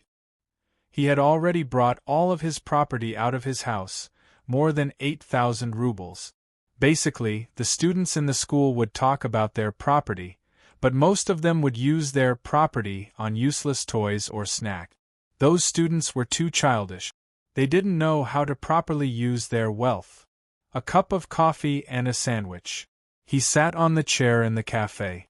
It was a place that Antonio had climbed up after a lot of hard work. More importantly, this kind of chair was for adults. Antonio felt that he was on an equal footing with the adults sitting around him. He even ordered some food from the waiter. "Child, did your parents ask you to buy this?" "I ate it myself," Antonio said in a mature voice. God knows how the shop assistant felt about his mature voice. The shop assistant frowned and said, "Child, please believe me. Coffee is not suitable for you. A serving of milk gives you more than a cup of coffee. Also, are you alone? Where are your parents?" He had seen the boy come in by himself and climb up the high stool, so he could not help but be a little more careful. "Just give me a cup of coffee and a sandwich." Antonio grabbed some coins and put them on the counter. The shop assistant thought for a while and then nodded. But he soon made a phone call quietly. "Hello, officer, this is number 12, XX Street. A child just came to my shop. It seems to be a person." Okay, I'll keep an eye on him. Come here quickly." Antonio's action of running away from home only lasted for 3 hours, and then it was completely declared a failure. A sheriff was making a phone call, while another sheriff was looking at Antonio and said, "We're informing your father. He'll come to pick you up soon." Antonio leaned against the door of the police car, not saying a word. The sheriff squatted down patiently and asked, "Why did you run away from home? Did your father beat you?" Antonio suddenly said, "Officer, I want to go to the toilet, I have a stomachache." The sheriff thought for a while, and then grabbed Antonio's hand, and went back to the coffee shop until he was in front of the toilet, and told him, "Remember to wash your hands." Antonio nodded, with a well-behaved look. Soon after, Oleg hurried in, and asked with a bad face, "Sheriff, where's my son?" "He's inside." The sheriff patted the toilet door. "Child, you should come out, your father has arrived." He only patted it twice, but there was no response. Oleg frowned, and twisted the lock of the door directly. The locked door was directly twisted by the big man's wrist. The sheriff didn't have time to marvel at the big man's wrist strength, but just looked at the open door and the empty toilet compartment. "Where's he?" The sheriff was surprised. Oleg sighed, pointing to the small window. He climbed out. "Child, you can't go in here. This is for adults. Even if you have money, you can't go in here. And what's the phone number of your parents?" Child, didn't your parents tell you that underage people can't smoke? Child, why are you wandering in the street alone? Where are your parents? Are you lost? Child. Antonio suddenly felt that there was no place for him to go. Why did people everywhere always ask about his parents? He was clearly able to protect himself. Antonio didn't know where he was anymore. He only knew that whenever someone walked towards him curiously, he didn't need to quickly throw them aside. Otherwise, the scene that happened in the coffee shop in the morning was likely to happen again. This time, Antonio felt that he might not be so lucky to climb out of the toilet. But once he thought of what happened in the morning, Antonio regretted that he should have taken the things he bought from the coffee shop. Where's this place? Antonio not only couldn't see the restaurant, but also a convenience store. He felt unbearably hungry. Should I go back like this? I've grown up. Remember, when you need me, you'll find me. Such words suddenly rang in Antonio's mind. He remembered the two people who came to his house last night, the two people who magically disappeared. Antonio looked around. He kept turning his eyes. This seemed to be the factory area. God knows how he came to this place. But it didn't matter. What Antonio cared about now was whether what the big brother said last night was true or not. Where are you? Where are you?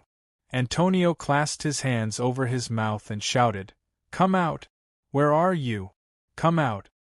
Do you want to eat chocolate?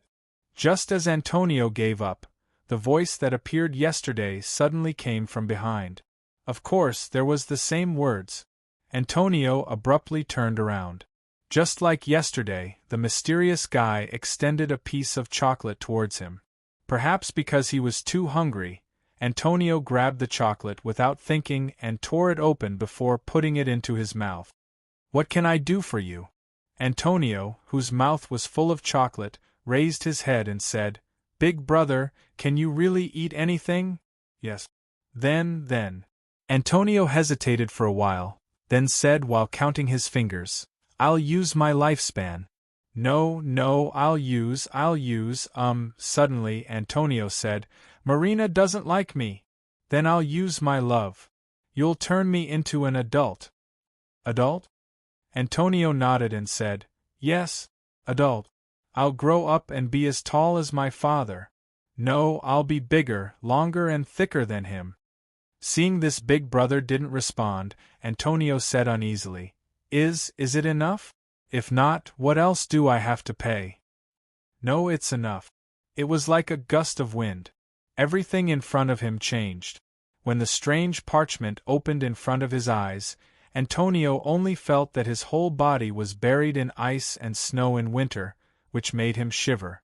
That man said that the contract was completed, and then disappeared in front of him again. However, Antonio already felt that he was different. He stretched out his hand and looked at his palm, which had become huge. His arms had become thicker than his thighs, and his solid muscles could be bulged even without clenching his fists. His legs were even longer than his previous height. Antonio subconsciously touched his cheek. There was some stubble on his face. Right, and his vision. Now his vision was like standing on a stool. What's more, his clothes had been torn apart by his body, and could only hang on his body like strips of cloth. The strap of his backpack had been broken long ago. Antonio exclaimed in disbelief.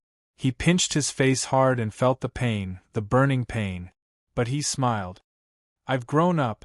I've really grown up. I'm an adult now. Chapter 247. In the afternoon. It had been more than 8 hours. Oleg had driven his yellow pickup truck to almost every place in the city, but he still couldn't find Antonio. I shouldn't have hit him. Oleg couldn't help but blame himself deeply. Since 7 years ago, when Antonio was the only one left in his life, this little life was almost the driving force that supported him to live. Antonio, you'd better be safe. Mr. Oleg, who was not a believer, was more pious than ever before, and more pious than ordinary believers. But he felt that such piety came with some hypocrisy, so he remembered that praying was also utilitarian in nature. Finally, it was the same color as the yellow pickup truck, and it was still moving in this bustling city. Oleg's eyes were so focused on the backs of those children, who were only a little taller than the fire hydrant, so he didn't notice that when the pickup truck turned the corner, a pair of eyes were watching him. And the source of the eyes was a very strong body. How strong was he? In the eyes of passers-by, it was probably like this. This guy was as strong as a brown bear. Antonio just watched the familiar pickup truck slowly passing by him. He clearly saw Oleg in the driver's seat. Perhaps because he had grown up, Antonio felt that his eyesight had become very good, so he could clearly see the trace of anxiety on Oleg's face. Dad, Antonio subconsciously moved his lips at the moment the pickup truck passed by, and he even intended to wave his hand, but Oleg didn't notice his existence at all. Watching the pickup truck finally drove into another street, Antonio said to himself, "Dad really can't recognize me. I've really grown up." Antonio looked at his reflection in the glass window of the shop facing the street, and the more he looked, the more satisfied he was after growing up. Yes, when he left the factory, he quietly took a suit of clothes from the nearby yard, otherwise he would be naked now. "Sir, what do you want?" The shop assistant came out. It was a cake shop. Antonio thought for a moment and said, "Give me this chocolate cake." The feeling of growing up was simply too good. She could buy whatever she liked, and there would be no one nagging by her side, telling her not to do this and not to do that. Antonio ate the cake with relish as he strolled around the street. He found that many people would look at him, especially those big sisters. They all liked to look at him. But he didn't understand why these big sisters would smile at him. He even bumped into some who kept blinking their eyes. Oh right, he even bumped into a big sister who accidentally bumped into him and pinched his chest. It was an itchy feeling. "Hey, handsome, do you want to have a drink with me?" I'm not going. I'm going to play with my friends. Every week on this day we make an appointment to play video games together." "Is that so? Oh, bye-bye." Then, the big sister's smile disappeared, and she walked away without another word. Antonio was puzzled. He scratched his head and wondered if it was more appropriate for him to agree to the other party's request. "I'm an adult now. If we meet again, you should agree, right? That's the Lord." Just as he was thinking to himself, someone suddenly dashed towards him. The man even shouted, "Get out of the way! Get out of the way! Get out of the way!" Two burly men were chasing after the guy who was yelling and running away. The guy who was yelling was being chased by someone. At this moment, he and the two burly men directly ran past Antonio. Antonio opened his mouth at this time. He obviously recognized who was being chased by the two big men. "Uncle Nikita? You can't escape." Nikita, who was finally chased into a dead end, looked at the wall in front of him with annoyance. Why was there a wall here? When did this happen? Which bastard built it? But no matter how he cursed the guy who built this wall, he had to face the fact that he had no way to escape. Nikita had to turn around, pressing his hands in front of himself, trying to negotiate with the other party. "Hey, buddy, you won't get the money if you kill me here. Why don't you give me some time to think of a way?" "Well, my dear Nikita, do you know how many guys ask us to give them time to think of a way, but the result is that they quietly run away every month? According to the casino's rule, after borrowing money, you have to pay it back within 12 hours. Oh, dear Mr. Nikita, didn't you hear the rule clearly before you borrowed the money? But your interest is too high." Nikita looked at the two with cold sweat. He really regretted drinking alone last night. If it wasn't for the excessive alcohol that made his brain crash, he wouldn't go into the casino in the basement at all, intending to try his luck. The result was obvious, and now it was the result. The interest has been agreed at the beginning, hasn't it? That man snorted. "Mr. Nikita, go back with us, we'll think of a way there. If you intend to resist to the end, then don't blame us for being rude." Seeing the two big men clenching their fists and approaching with crackling sounds, Nikita's heart suddenly beat violently. But at this time, Nikita could hardly believe his eyes. One of the big men's body flew up. No, he was lifted up. An unusually tall guy grabbed the big man's belt with one hand and twisted his arm with the other, lifting him up like this. God! Nikita had never seen such a strong guy before. This strong guy suddenly shouted, throwing the big man out fiercely. The big man who was thrown out suddenly hung in the dustbin. It seemed that his head hit the lid, and he groaned painfully, but couldn't climb out. Seeing this, the other big man gritted his teeth and rushed to the strong guy, holding his waist with both hands, pushing him to the wall. But this strong guy punched the big man's back fiercely with his fist. After 2 or 3 punches, the big man's hands loosened. He felt like his spine was about to break, not like being punched by a fist, but being knocked down by a hammer. As soon as he loosened his hands, his body was directly lifted up and thrown into the dustbin. The burst of stench almost made him faint. But that huge guy directly knocked down the lid of the dustbin, and knocked the exterior of the dustbin forcefully. Bang bang bang bang bang bang sound exploded inside, making the big man suddenly feel dizzy. He reached out to push the lid, but found that he couldn't push it open. In this stinking environment, he even began to vomit. Outside, Nikita swallowed his saliva, looking at the scene that just happened. At this time, he saw that the big man who suddenly helped him was on the top of the dustbin, with a complacent look. Oleg! Oh no, I'm wrong. Nikita hesitated, but finally walked to the front of the big man. My God, you look like a friend of mine, but you're much younger than him. In fact, if you look carefully, there are many differences.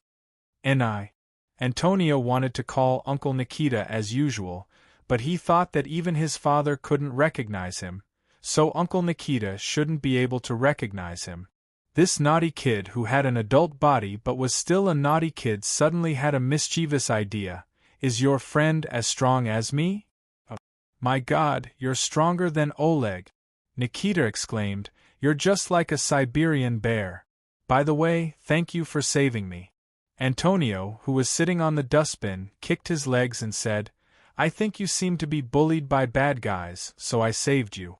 How about it, are you satisfied? Nikita gave a start, feeling that this guy was a little weird. But he didn't think too much, so he said, very satisfied. I can't be more satisfied than this. By the way, what's your name? Are you from this district? Why haven't I seen you before? To be honest, in Nikita's opinion, such a strong body was very eye-catching. Even if he hadn't seen him before, he should have heard about him. My name is Antonio blinked. Anton. I just came to Moscow, so it's normal that you haven't seen me before. Just came? Nikita gave a start, nodding thoughtfully. By the way, why don't we find a place to eat and talk? Antonio felt that it was a very novel thing to chat with Uncle Nikita like this, so he nodded. Nikita suddenly said, Wait, can you come down? Antonio supported himself with his hands and jumped down. Nikita opened the lid of the dustbin with his back to Antonio. Let me see how these two guys are. As he said, his palms reached out to the two men, who were completely fainted by the stench. Nikita took out 2 wallets from the 2 men's pockets, took out the banknotes directly, and then threw the wallets back into the dustbin. How are they? Antonio asked curiously at this time. Nikita quickly turned around and walked to Antonio's side. He wanted to put his hand on Antonio's shoulder, but the height difference was too big, so he simply patted Antonio's back and said with a smile, It's nothing. He just fainted. He'll wake up in a while. By the way, I know a very good restaurant. The food is delicious. I'll take you there. Oh, by the way, I should invite you to dinner to thank you for saving me. If possible, let me take care of you today. Anton. This is your laboratory? Long ago, Miss Maid said that Yu had her own laboratory because the former boss basically didn't move around, and in order to better meet the requirements of some customers. The location was under the unusually gorgeous subway station in Moscow. To be specific, it should be under the Red Square area, which was deeper than the railway track. Yu once said that it would be troublesome to move the things here. Looking at the layout of this huge basement, Luocho finally realized how troublesome it was. Boss Luo opened his mouth, but didn't say anything in the end. Chapter 248. Yu was not only an expert in life, but she was also an inventor.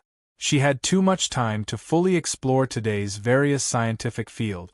Of course, the soul in the body created by alchemy also needed to have enough wisdom. However, Boss Luo, who had heard and questioned the 10,000-hour rule, actually felt that even ordinary people could do something with 300 years of time, as long as they were free enough. Master. Just as he was curious about the things in this huge laboratory like a child, Yu suddenly walked over. She was wearing a white coat again. Taking the folder from the servant girl, Luocio looked at the contents inside and listened to Yu Ye's words. Master, please take a look. The first one is the 2 kinds of medicine we found from Lingung at the beginning. The second one is the analysis report of the medicine you didn't use last time from Miss Jez. Hearing this, Luocio subconsciously glanced at a figure who was leaning against the corner of the wall. There was someone who was in charge of this place. On the contrary, there was a very loyal and tireless manager here. An AI robot. It was said that its basic algorithm was improved based on the research core of a certain song, but it was still far from reaching the level of artificial intelligence that could truly evolve independently. There was an apartment near the laboratory, and there was also a similar AI in it. The servant girl, who never went out, would send something interesting to the apartment through mail if she was not here. Then, through the operation of the drone from the apartment, she would finally send the things here, completely achieving a kind of remote control.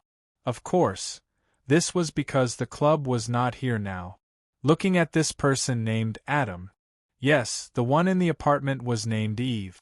In short, when looking at this Adam, Boss Luo sighed again. Sure enough, he robbed places like the National Space Administration. He even found a data report suspected to be a civil aviation satellite in the corner. Let's read the report. Luocio knew that the drug used by Lingung was a substance that could promote the activity of brain cells. As long as the dosage could be controlled, it could make people energetic and smart, but if it was overdosed, they would go berserk. And the second drug he hid, which was the kind that the Michael Club sold in large quantities to amass money, was actually the kind that was tracked by a private agent. What was known was that the Michael Club made a total of 2 different drugs. From the ingredients to the formula. Anyway, Luocio didn't understand what these ingredients were, so he turned to the end to read the conclusion of the report. The second drug could be synthesized with materials already known in the world, but the first drug couldn't be deconstructed from known materials. This was because the first type of smart drug contained 2 strange substances. They were not known materials in the world that could be used to make drugs. After a comparison with the database, the source of these 2 substances was discovered. Vampire blood and werewolf brain matter? Yes. Yu Yi touched the black-rimmed glasses on her face and said seriously, there is also some vampire blood and werewolf brain stored in here. Before going to Moscow, I have asked Adam to try to replicate the first drug with the deconstructed formula. Well, we should be able to get the finished product soon, and then do some clinical trials. Miss Maid's words suddenly stopped. The reason was that the club boss suddenly put down the document in his hand and reached out to take off the black-rimmed glasses on her face. Luocio whispered, I said, this time I'm accompanying you to visit the old place. What's the difference between you and usual? Yu Yi shook her head. I've lived here for a long time, so it's not an old place. Luocio said, but I've only known you for less than 3 months. But here, there's your past, isn't it? Folding the black-rimmed glasses, gently putting it on the table and adjusting its position, Luocio said, we will always be together. Yu Yi looked straight into Luocio's eyes. Miss Maid's sapphire blue eyes had always been very cold, because this pair of sapphire blue eyes were essentially created by polishing sapphires. Now, they seemed to have some soft light other than the cold brilliance of sapphires. The soft light slowly spread. Yu Yi whispered, Adam, stop the experiment first. Nikita felt that he seemed to be lucky. In his 31 years of life, he had never thought that he was so lucky like today. The reason was naturally the man named Anton in front of him. He was so strong that he didn't look like a human being at all. Nikita thought that perhaps only those boxers who were hidden somewhere in the Siberian plateau and received strict training, who were specially trained for underground boxing, could be compared with this big guy. More importantly, he completely felt that this Anton was completely ignorant of the ways of the world. He was as childish as a child. Had he ever seen a guy who didn't care about other people's gazes and ate a children's meal with a national flag on it? Moreover, He ate it so happily that the sauce was all over his face? This guy in front of him was one. What a naive and unsophisticated fellow this was. Anton, you said you have no place to live for the time being and lost your identity certificate, right? Nikita squinted and smiled. Yes. Anton. Anton was completely following his own idea. But, I'm going to build a treehouse on a big tree in the park. Uncle Nikita, I want to build a base that belongs to me only. Brother Nikita. Nikita corrected. No, just call me Nikita. Anton. Nikita, when I build the base, I want to invite you to be my first guest. Base. Wasn't this guy a bit mentally abnormal? Nikita looked at Anton again. At first, he thought this guy might be playing with him, but after a short meal and many questions, Nikita felt that this guy might really be a guy with an IQ disorder. But Anton, building a base requires a lot of money, do you have it? Yes. Anton nodded. I have 8,300 rubles of property. I forgot, I bought a piece of chocolate cake in the afternoon, now I only have 8,180 rubles. Nikita said seriously, Anton, unfortunately, I have to tell you that your property is not enough for you to build a base. Then what should I do? Anton was at a loss. But not enough money, it's very simple. Because we can make money, right? Nikita said mysteriously, I know a place that can make a lot of money, do you want to go? Really? Anton's eyes lit up, but he hesitated. But, what's that for? I don't do bad things. It's not a bad thing. Nikita smiled. Just fight with others on the stage. Anton, you're the strongest person I've ever seen. With your ability, as long as you're on the stage, you can easily beat the opponent. Fight? Unexpectedly, Anton shook his head and said, No, my dad said that only bad kids fight. I won't go. Nikita was stunned for a while. Are you still a child? You're an adult, why do you still listen to your father? I tell you, only fools or bookworms will listen to their father. I'm not a child anymore. Anton took a deep breath. Let's fight. I'm not afraid of anyone. Because I'm stronger than my father now. Ding dong. Listening to the sound of the bell ringing, listening to the explosive cheers around, watching a guy who was said to be a boxer fall on the ground and couldn't get up, and even watching the referee raise Anton's arm and announce the victory, Nikita felt as happy as being in heaven. This guy, he's too strong. He's really too strong. Nikita followed the audience. The punters cheered together. I'm rich. I'm rich. I'm going to be rich. Anton, you're my god. Oh my god, my god. I'm really rich. Wow wow. Chapter 249. He was wearing a black leather jacket, and his long blonde hair was cut short. Just like that, he sat on the motorcycle and stopped on the desert-like road. In the middle of the road in this chaotic area of the Middle East. When a truck came closer and closer, and even when the horn kept sounding, she didn't seem to want to leave. In the end, the truck had to stop, and two men with scarves wrapped around their cheeks came out of the truck. Yes, they also had a gun in their hands, and it was a popular type in the Middle East. People called it. It should be a machine gun called an AK-47. Who are you? Go away. The two men pointed their machine guns at Jess Private and shouted fiercely in the Middle East dialect. At this time, Jess Private's face suddenly showed a charming smile, but the two men were more willing to call it a sneer. They felt something was wrong. After exchanging glances with each other, they quickly made a decision. They decided to shoot at the woman who was blocking their way. However, when they were about to pull the trigger, the woman in the black leather jacket in front of them reached out as fast as lightning and pulled out a silver pistol from the back of the motorcycle. He took aim and fired. 2 extremely fast shots and 2 extremely accurate shots hit the glabella of the two men who had only pulled the trigger halfway. Bang bang. The loud gunshots should be able to travel a long distance on this vast road. Damn it. At the same time, from the back of the truck, 4 men with the same outfit and equipment jumped out at the same time. One of them even had a bullet belt on his body. They also chose to sweep this woman with a crushing gaze at the first moment. At this time, the engine of the motorcycle roared like a beast. Jess grabbed the handlebars of the motorcycle with both hands and pressed down heavily on the front wheel's shock absorber. He pulled the front of the motorcycle up with all his might. The powerful driving force of the rear wheel made the motorcycle almost stand upright. The motorcycle turned into a ferocious beast, directly charging towards these men.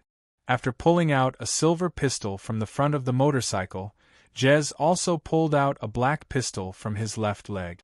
The two guns, from the left and right sides of the motorcycle, were still shooting accurately. When the men's body fell down at the same time, the motorcycle didn't even reach the truck's headlight. It had already stopped. Jess Private turned her long legs and walked down from the motorcycle. She easily climbed over the front of the truck and came to the back of the truck.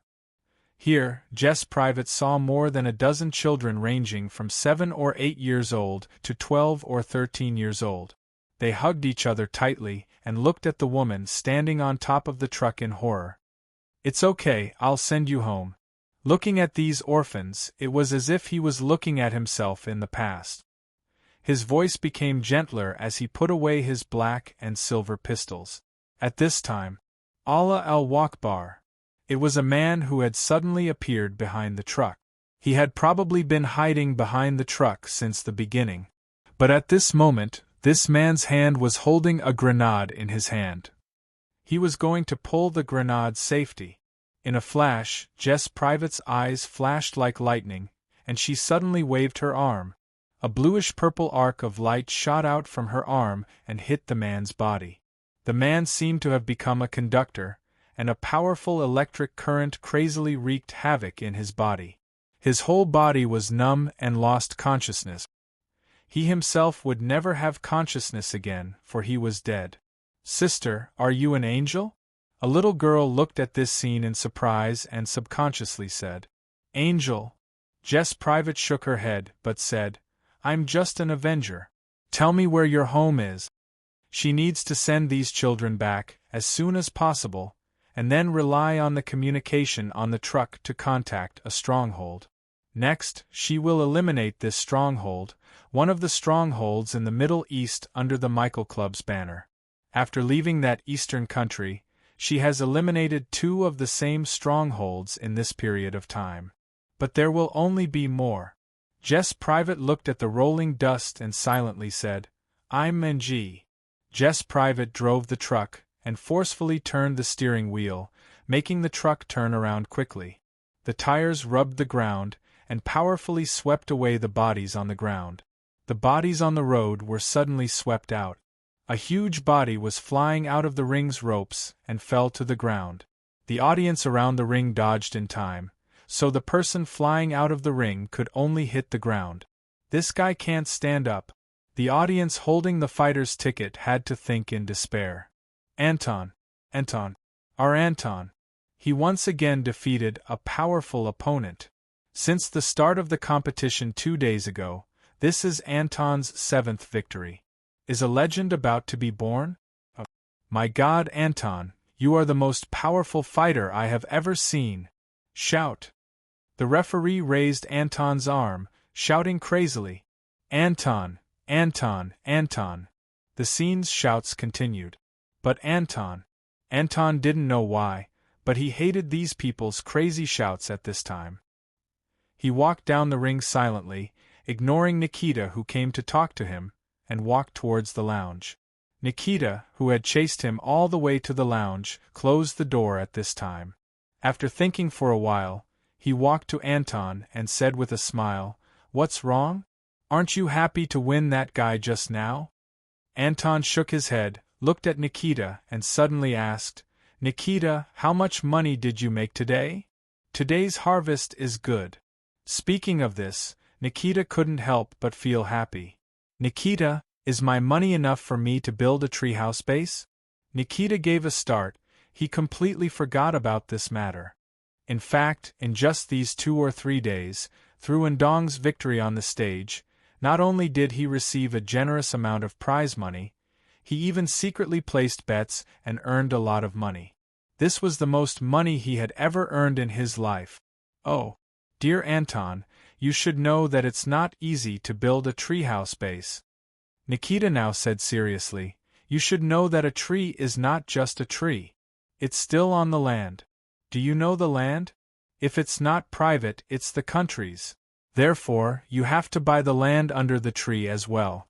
Only then can you be considered to have truly owned the tree. But to buy and sell land, you need a lot of money. Anton shook his head, but I don't want to continue fighting. Nikita hurriedly said, how can you not fight? You're invincible. You're the most powerful one here.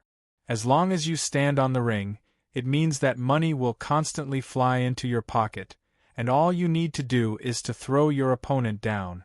You see how simple it is. Anton stood up. His figure was so tall that when Nikita looked up at him, a strange pressure suddenly emerged in Nikita's heart. Anton, what do you want to do? Anton shook his head. Nikita, that was the last time I fought. I won't fight again. I'm leaving. Just give me the money I earned. What? You won't fight? No. Nikita subconsciously shouted angrily. Perhaps Anton's face did have a certain degree of shock, so that he subconsciously showed a frightened expression. Damn it! This Siberian bear-like guy was afraid of his shouts. Nikita looked at this scene inconceivably. He frowned, but he didn't want to push Anton too hard. Who knew what this guy would do if he was pushed too hard? This guy's common sense was very low. Well, Anton, 3 more rounds. Only 3 rounds. After that, we won't fight again, okay? Nikita negotiated and said. Anton thought for a while, suddenly stretched out his palm, and especially his little finger. What are you doing? Hook your finger. We agreed on 3 rounds. Anton said naturally, who knew what Nikita had experienced in his heart. Anyway, he was inconceivable and didn't know whether to cry or laugh. His heart was like a llama running wildly with this strong man. Hook, hook, hook! Nikita. This is a man's promise. Chapter 250. Tretyakov Museum of Fine Arts. It wasn't Monday, so it was still open. Boss Luo, who felt that every building in this city was new, naturally didn't let go of this famous art museum. He took a frontal photo here and sent it to subeditor Ren's mobile phone. Today's task was completed. He had to report his whereabouts at least once a day to prove that he was safe. This was the minimum requirement for Boss Luo's trip. Since we come to Tretyakov, we naturally have to see the painting The Nameless Maiden, Yu Yi said beside Luochio. Luochio, who was reading the booklet of the gallery, nodded and said, one of the top 10 paintings in the world. I'm curious about it. Except for the closing day, Tretyakov Museum of Fine Arts would receive many tourists every day. Among the crowd, the club boss and the servant girl simply passed the security check and walked into the old museum of Tretyakov Museum of Fine Art. Boss Luo, who didn't care much about the scenery on the road, always went straight to the goal. He didn't stop in front of any famous painting. Looking directly at the woman depicted in the painting, The Nameless Maiden, in the key area of the exhibition hall, Luochio had a different way of appreciation from ordinary people.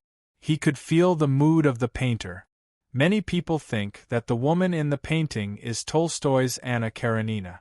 Karenina was the main character in Karenina. However, this was something that ordinary people couldn't investigate. So some people think it should be an unknown actress. It seems that only the author himself knows who she is. Luochio listened to Yu Ye's explanation, which was much better than the commentators in this exhibition area. Luochio referred to the voice. Of course, this could also be heard from the commentator's mouth, but the following words might not be spoken by the commentator. But in fact, the woman in the painting, he loves this woman. Suddenly, Yu Ye's words were interrupted. It was a tourist of the same batch, standing behind them.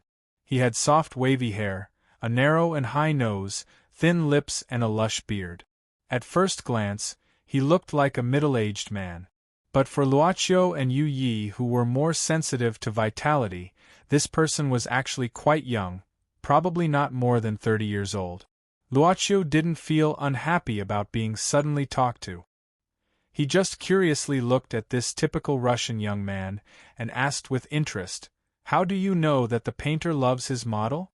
There seems to be such a saying too. This girl is a figment of the artist's imagination."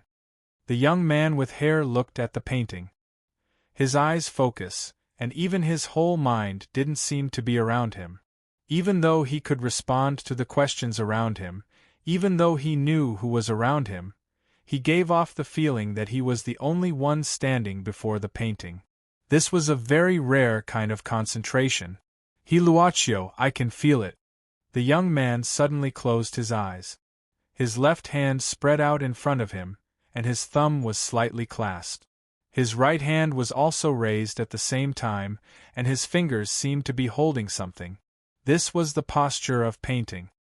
He seemed to be talking to himself, not responding to anyone's question. "I can feel it. Every stroke, every painting. When I write, when I hesitate, it's so strong, so touching." It seemed that he didn't just make this gesture to be more convincing. His right hand was moving slowly in the air. It wasn't a posture that seemed to be painting, but he was painting in his heart. But he seemed to be so focused that he didn't feel anything outside his body. At this time, his body was being held up by the two guards of the art gallery, one on the left and one on the right, and they were dragging him out. The young man didn't resist at all. He still had his eyes closed, and he was still painting with the non-existent palette and brush in his hand. "I'm sorry, sir, miss, this guy just now didn't disturb you?" A man who looked like a staff of the gallery came to Luocio and Yu Yi and asked politely. Luocio asked softly, "Should he disturb others?" The staff was stunned. Such an answer was rarely encountered. No. This guy generally doesn't disturb anyone, but only us." The staff shook his head and said helplessly. Looking at the puzzled look of the Oriental man in front of him, the staff simply said, "He was originally an employee of the gallery, but he was fired because of some mistakes he made. But this guy can still sneak in every time. Oh sir, you have to know, as long as he comes in through the normal way and has the ticket, we welcome him. But he snuck in on his own accord, so, you should understand. This kind of behavior is like a madman." "Go ahead." Luocio nodded and didn't ask anything more. The staff smiled and said, "Sir, your Russian is really good." He wanted to praise him, but this Oriental guest didn't seem to listen to him at all. Instead, he directly turned around and looked at the famous painting that was treasured here. He was so focused, just like the guy who was dragged out just now. The staff had a feeling that nothing could shake this guest's concentration at this time. Damn it. He suddenly felt a strange chill, and his whole body inexplicably shuddered. He lowered his head and walked away quickly. The third day, there was a very strong smell of alcohol in Oleg's house, which even seemed to be mixed with the rancid smell of his soul.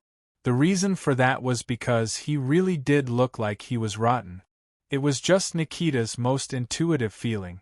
Wearing brand new clothes, Nikita suddenly remembered brother Oleg, who had always taken care of him. Today, he planned to treat this brother to a good meal, but, "Oleg, what happened to you?" Nikita walked to the front of Oleg, frowning and looking at the drunk man. "I went to the company, and the boss said you haven't come to work for 3 days. Are you drinking here?"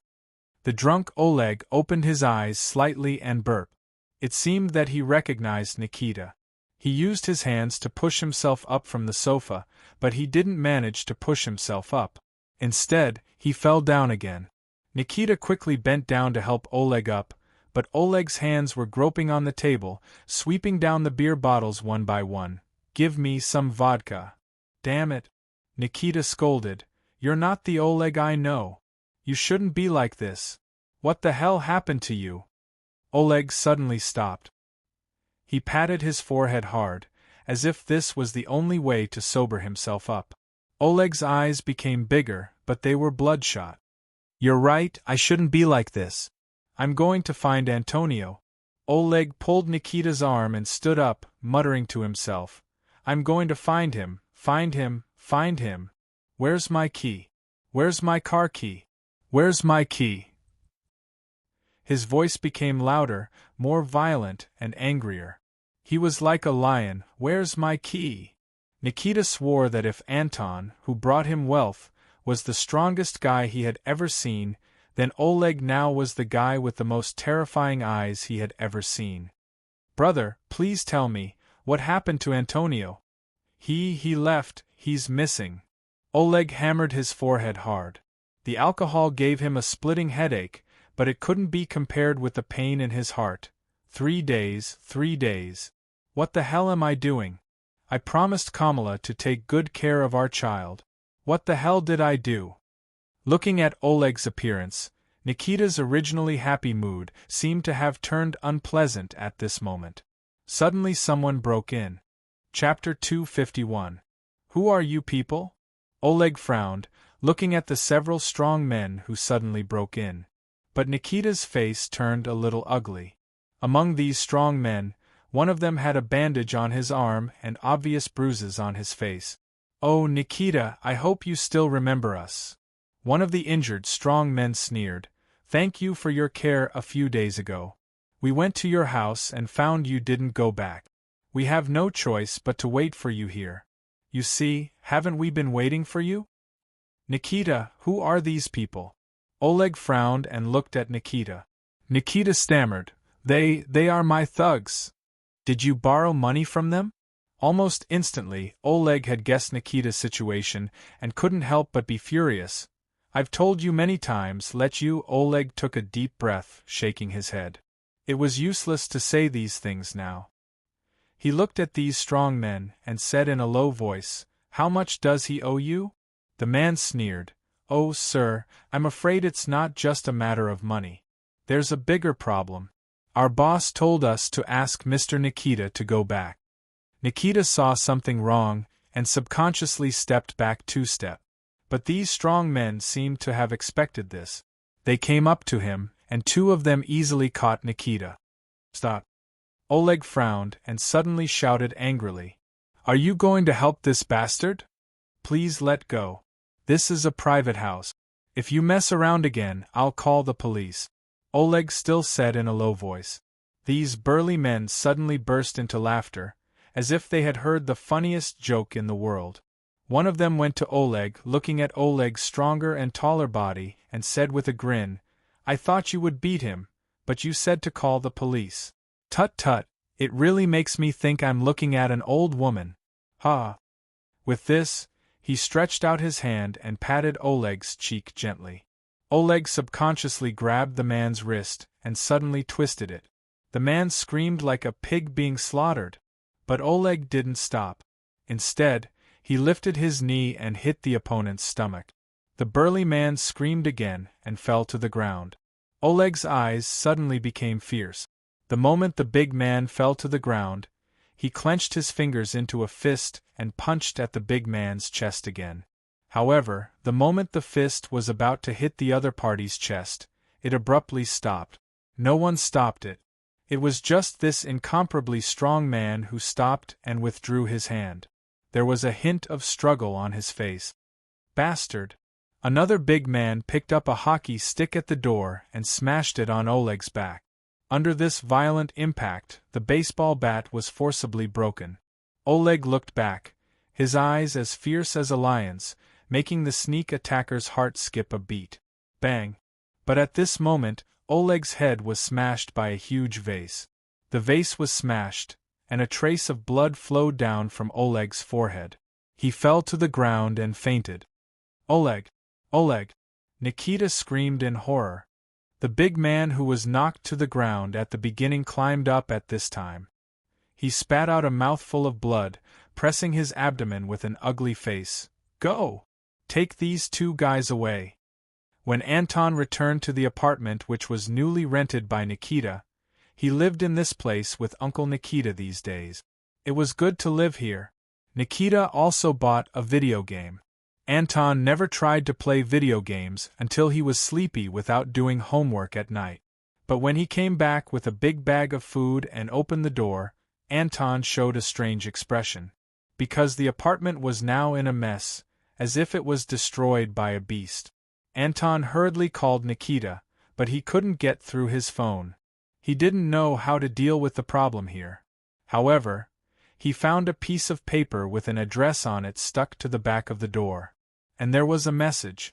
If you want to save your agent, come alone. In addition, you'd better not consider calling the police, or you will receive your agent's body in advance as a Christmas gift this year. Uncle Nikita. Anton suddenly put down the things in his hand, grabbing the paper behind the door, rushing down the stairs and running to the big sister's house. But he was very confused about the address, but he thought he could call a taxi. The dealer sweated profusely, but had to continue to distribute the cards in his hand. On the other hand, there was a man and a woman sitting quietly across from him. You have to believe that the attraction of a beautiful woman was always greater than that of a handsome man, especially in this place full of male hormones.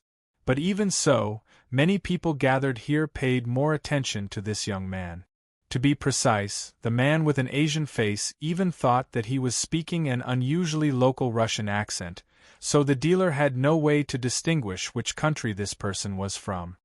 221 Cien wins. When the cards were opened, the dealer seemed to be more powerless.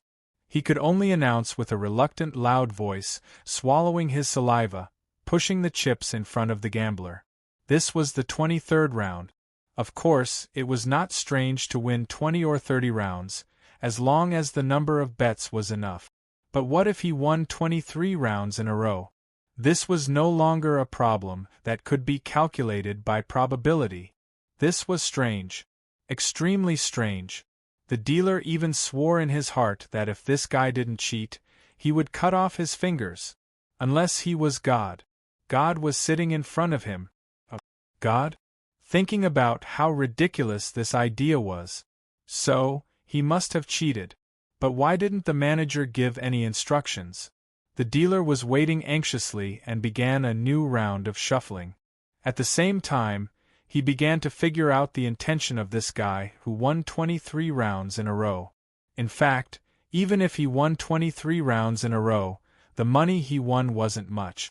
It could even be said that it was pitiful.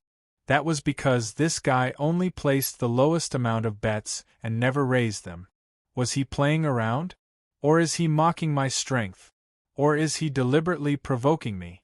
Thinking about it, when he got to the 5th card, he had to face the same situation. 221 Cien wins. Oh, my God.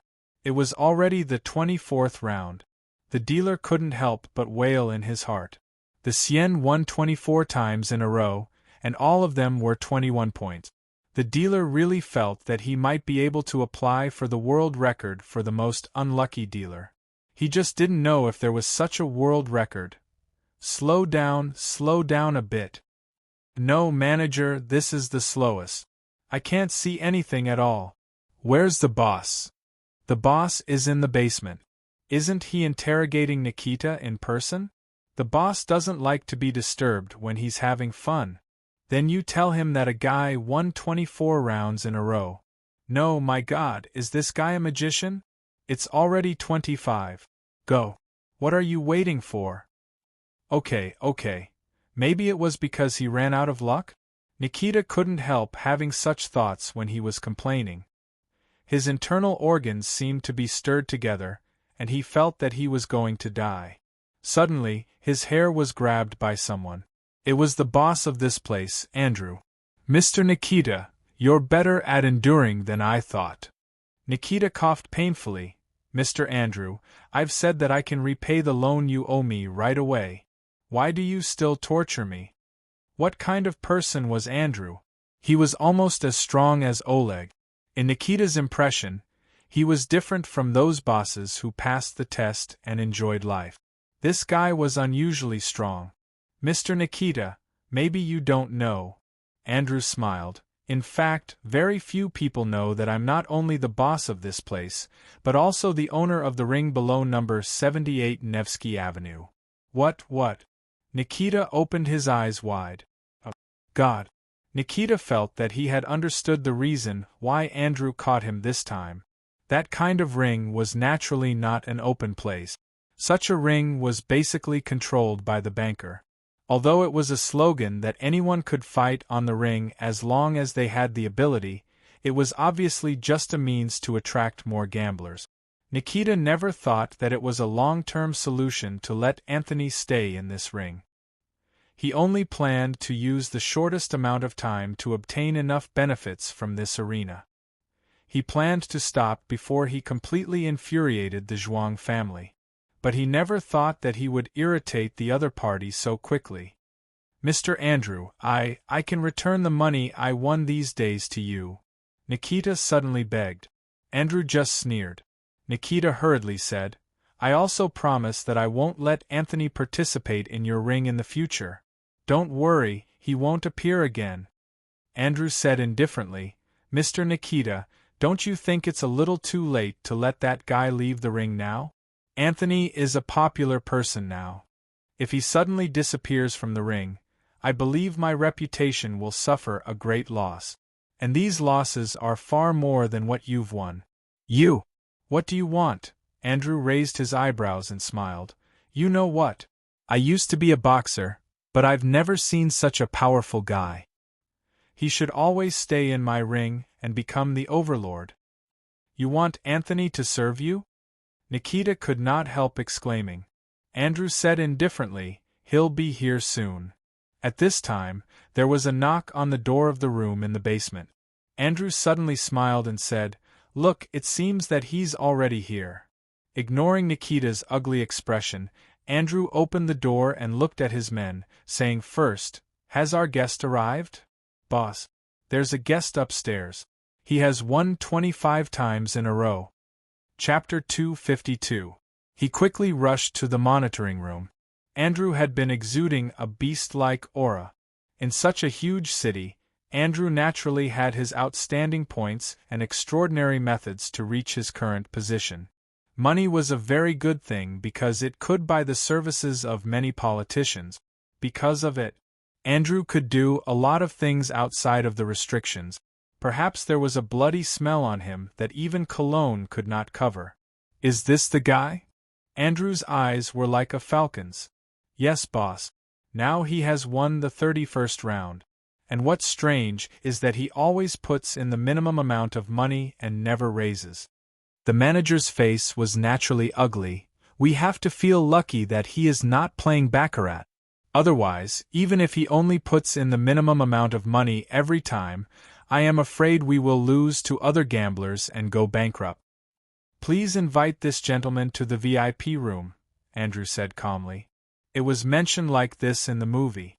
It seemed that there were more plots in the novel, but it seemed that this kind of situation really existed. The VIP room was actually quieter than the outside environment. It was so quiet that only the casino's boss and one of his followers were sitting on the opposite side. Of course, on the other side, there were only Luochio and Yu Yi. How should I address this gentleman? Andrew asked quite politely. He was not a person who believed in luck. He believed in his own hard work. Therefore, he did not believe that anyone could get this kind of winning streak because of luck. For this reason, Andrew was even more amazed. To be able to do this, naturally, he had extraordinary skills. And to dare to do this in a casino, naturally, he had extraordinary courage. Therefore, Andrew was suddenly very interested in this young Asian, no matter what the other party's plan was. Call me K. Boss Luo felt that in this place, which was very far away from his hometown, he should be more casual. This kind of style is actually not bad, right? Maybe it's a bit old-fashioned, but if it's a personal interest, it doesn't seem to matter whether it's old-fashioned or not, right? Mr. K? Andrew nodded.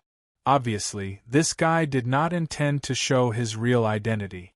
At the same time, the smile on Andrew's face became more and more sincere. Oh, Mr. K, your skills really amaze me. I think it would be very difficult to find someone as powerful as you. I wonder why Mr. K is looking for me? Mr. Andrew, why do you think I'm looking for you? Andrew smiled and said, Mr. K is joking. Every time you bet with the lowest amount of chips, even if you win an astonishing number of times in a row, in reality, the amount you win is pitifully small. Isn't this a message for me? Luaccio played with a chip that he had been holding from the gambling table outside. Suddenly, he knocked twice on the table and asked, Mr. Andrew, have you heard of the Golder competition? Andrew was stunned. After being stunned for a moment, his expression became abnormally solemn. But he quickly regained his relaxed expression and said with a smile, This is the biggest and safest competition in the underground world. I think there should be many people who know about it, right? Luaccio said, It would be great if Mr. Andrew knows about it. With that, Luaccio glanced at the man in a suit behind Andrew. Andrew said indifferently, This is my assistant. Luaccio also said indifferently, At present, I have an admission ticket for the Golder competition. I wonder if Mr. Andrew is interested?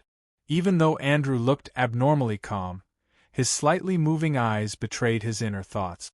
For him who knew what the Golder competition was, it was really difficult to maintain his inner calmness at this moment.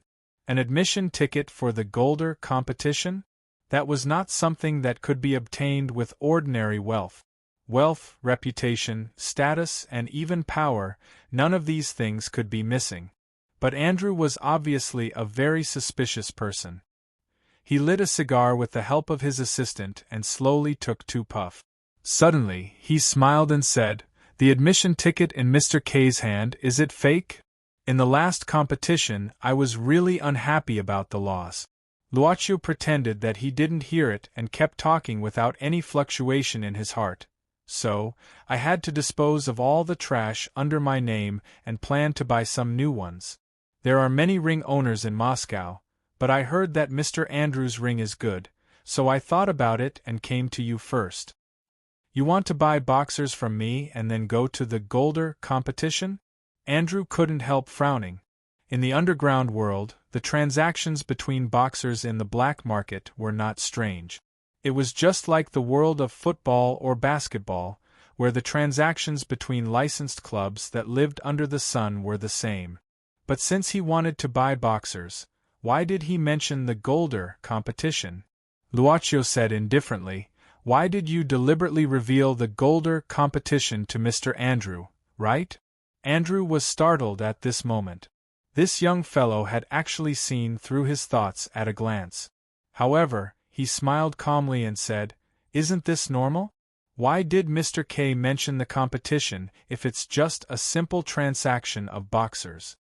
If it's just a simple transaction of boxers. Luaccio blinked. I'm afraid I can't buy the most powerful boxers from Mr. Andrew. Mr. Andrew is a sensible person. You should know the gap between first-class boxers and second-class boxers.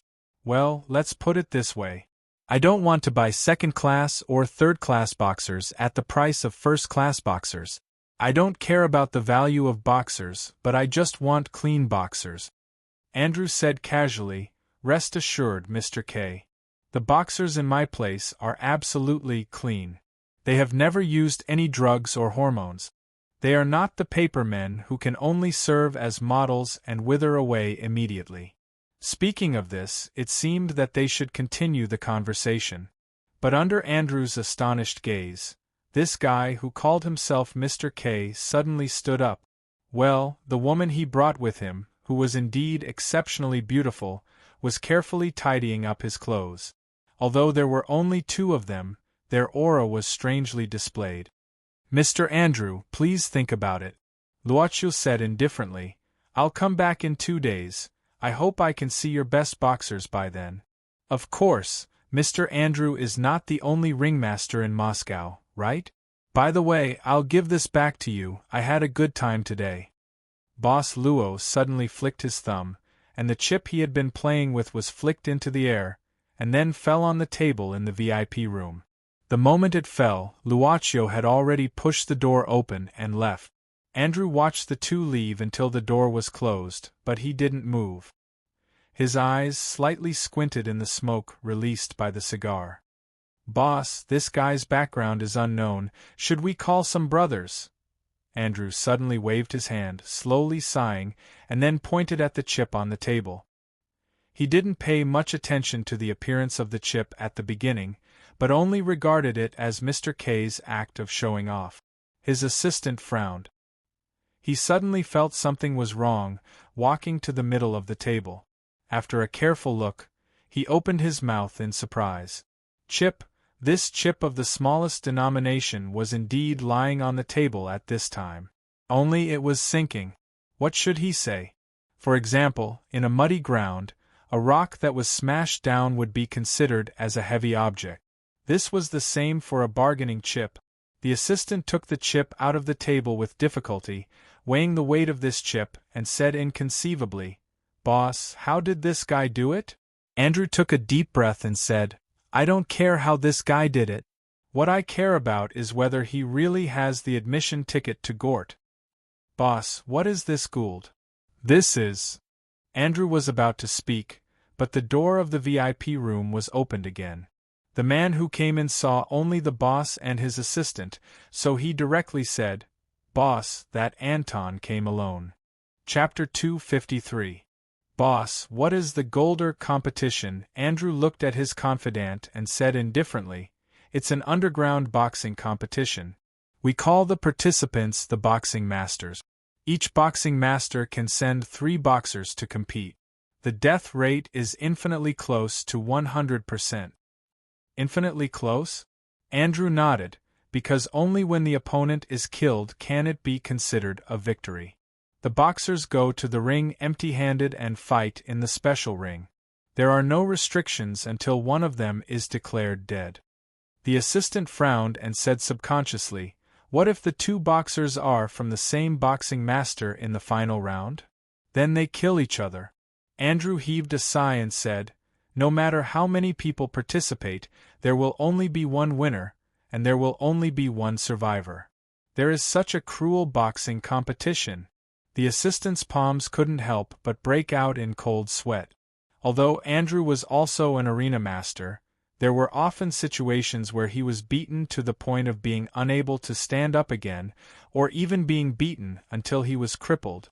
It wasn't uncommon for these boxers to be seriously injured and die in the future, but if it was only considered a victory if the opponent was directly beaten to death in the arena, then perhaps not many boxers would be willing to go on stage. It was a veritable life and death ring. The rules of the competition are so cruel. Correspondingly, the champion will receive an unprecedentedly rich reward. Andrew frowned and said, "But only the boxing masters who are qualified to enter the arena know what the prize of each Golder competition is. And all the boxing masters will abide by the confidentiality rules and won't say what the reward is." He looked at his assistant and said, "But, every year, there are still countless rich people who try to get the entrance ticket to the Golder competition. Boss, do you want to?" Andrew didn't respond.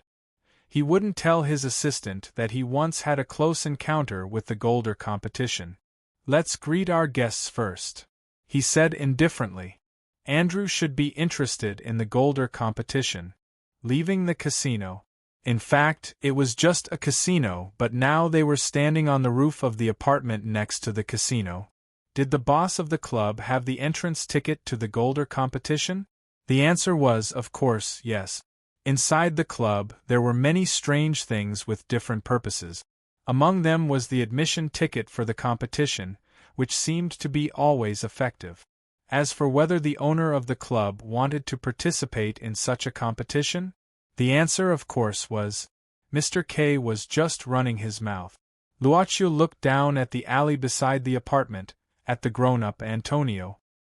He looked at the time, then looked at Yu Yi and said softly, "It's almost evening. Do you want to go somewhere to watch the sunset? The view of the Kremlin is not bad, especially from the president's office." Luaccio looked at Yu Yi with interest. He suddenly liked this feeling. In the future, He would discover the servant girls past little by little, and bring surprises to himself little by little. Little by little, it caused ripples to occasionally appear in his heart, which was difficult to produce waves again. When Andrew saw Undong being brought to him, he was absent-minded for a moment. He had to look at this man who was taller than him. He used to be from the underground boxing world, so he knew the power contained in this body better than anyone else. This was not a level that could be achieved by postnatal training. He was simply a natural-born boxer. A perfect fighter created by God. Where is Nikita? Anton looked at Andrew at this time, asking in a low voice. Perhaps it was because he had been fighting with people on that platform these days, or because he had grown up. Antonio felt that he was surprisingly not afraid at this time. If it was before, when he was still a child, he would have felt his heart beat faster and then fear when he saw these tall and strong guys. No matter what Nikita offers you. Andrew went straight to the point and said, I'll give you 10 times as long as you become my boxer for a reason. Wealth, villa, luxury car, beauty. As long as you want it, I can give it to you. 10 times? Antonio was stunned. He shook his head and said, Nikita didn't give me anything, we just make money together. I want to make enough money and then build my own base. Looking at the tall man in front of them saying the word base, Andrew and his assistant were stunned. Base? Antonio nodded. I want to buy a piece of land with big trees, and then build the biggest treehouse on the big trees as my base. Who knew what Andrew and his assistant had experienced in their hearts at this time? Anyway, Andrew lit the cigar when he saw the mysterious Oriental guest. He forgot to flick the ash from the burning cigar, and the cigar that was about to burn out suddenly burned his finger. The burning pain made Andrew throw away the cigar in his hand. He coughed twice. This Anton, did he do it on purpose? Would a normal person say such childish words? But he still insisted on the principle of recruiting this guy, saying decisively, I have a piece of land with dozens of big trees. If you like it, I can give it to you directly. If you want a treehouse, I can also ask people to build trees on those trees and give them to you. Really? Antonio suddenly showed a surprised look. Andrew's mouth was agape. What this guy said just now was actually true. He had seen too many people and could distinguish the authenticity of many people. He couldn't see through the mysterious Mr. K, but it didn't mean that he couldn't see through ordinary people. This Anton's eyes were so pure that there was almost no impurity in them. Oh God, of course. I never lie to my employees. Andrew nodded. As long as you can work for me, everything is not a problem. Antonio suddenly hesitated, but I have to see Uncle Nikita first. Uncle Nikita? Andrew was stunned again, but he didn't think too much. Maybe this was the reason why Nikita could become this guy's agent? Andrew looked at his assistant and nodded to indicate that it was better. The assistant understood and went out at once. After a while, the assistant took people to drag Nikita, who was beaten up, in. Uncle Nikita. Antonio was anxious at once. He ran to Nikita's side and supported his body. Then he turned back and stared at Andrew fiercely, saying angrily, Why did you beat him? Nothing, just a misunderstanding. Andrew smiled and said, This Mr. Nikita borrowed some money from us and ran away. Of course, it's all right now. Oh, dear Anton, we'll be responsible for all the medical expenses of Mr. Nikita, and we promise to treat him well in the future and let him live a good life. Because you're already my employee, aren't you? Nikita held Antonio's arm at this time, whispering in his ear, Promise him first, then leave here. Don't confront them head-on. Go back and talk about it later. Listen to me, cough. Antonio nodded and looked at Andrew. I'm going to take Uncle Nikita. Nikita is going back. Of course. Andrew smiled and said, I'll send someone to take you to have a rest. I have a nice villa in the suburb. Anton, you can live there in the future. Don't worry, I've also prepared some small gifts for you in the villa. I believe you'll like them. Unexpectedly, Nikita said at this moment, "Wait, Mr. Andrew, my brother is also taken away by you, where is he?" Andrew was stunned and looked at the assistant. The assistant then said, "Well, we encountered some trouble when we invited Mr. Nikita back, so we brought one more person back. Then take him away." Andrew didn't care about it. After a while, 3 strong men worked together to drag a strong man to the front of the crowd. Oleg. His hands and feet were shackled at this time. The wound on his forehead, which was hit by the vase, was not treated. His face was stained with blood and covered with mud, and his body was wet with sweat. Even so, Oleg was still very tenacious. It took 3 strong men to suppress him. When Andrew saw Oleg, his eyes couldn't help but brighten. He only felt that there must be a terrible beast hidden in this guy's body. He believed that, if there wasn't a better choice like Anton, the arena master wouldn't think there were too many good fighters. It was a pity that this guy might have passed his golden age. Even if his physique was still there, his physical strength and reaction were probably far worse than before. What a pity, what a pity! Send this gentleman away, and give him some medical expenses. Andrew said indifferently, "We're civilized people." Ah! Unexpectedly, a voice that sounded like a roar suddenly rang out. Anton's eyes were wide open, and he walked towards Oleg step by step. He was so strong that he could look down on anyone here. Anton shouted again at this time, picking up a strong man who was holding Oleg with one hand, lifting him up with one hand, and then fiercely throwing him out. At the same time, he kicked out, and the terrible strength made the other strong man fly out. You treat him like this? Aha!" Along with Anton's angry roar, a terrible scene happened. Anton grabbed the thick iron chain that handcuffed Oleg's hands, and then pulled it hard. The iron chain broke abruptly. Not only that, but the shackles on Oleg's legs were also easily broken. Oleg frowned at the guy in front of him. A strange sense of familiarity made him absent-minded. But at this time, Anton had already blown away the 3rd strong man with a punch. He walked towards Andrew step by step. "I don't want to work for you. Because I'm going to beat you now. I'll beat you hard." Andrew was also a ruthless person. He suddenly snorted, calmly stepped back 2 steps, and said coldly, "It seems that you still need some training. Catch him, no one can leave today." The assistant quickly pressed a button under the table, and the office door opened instantly. Several strong men rushed in, and the number was still increasing. Without saying a word, these burly men pounced on Ndong, grabbed his hands and grabbed his waist. But Anton had the strength of a god. Even if he was caught by 4 strong men at the same time, they still couldn't stop him. With a fierce shout, he turned his body, and the burly man who was grabbing him was forcefully flung away. Even more burly men fell down and stood up, flying towards Ndong. But Anton's real horror was now seen by people. His muscles were as hard as steel.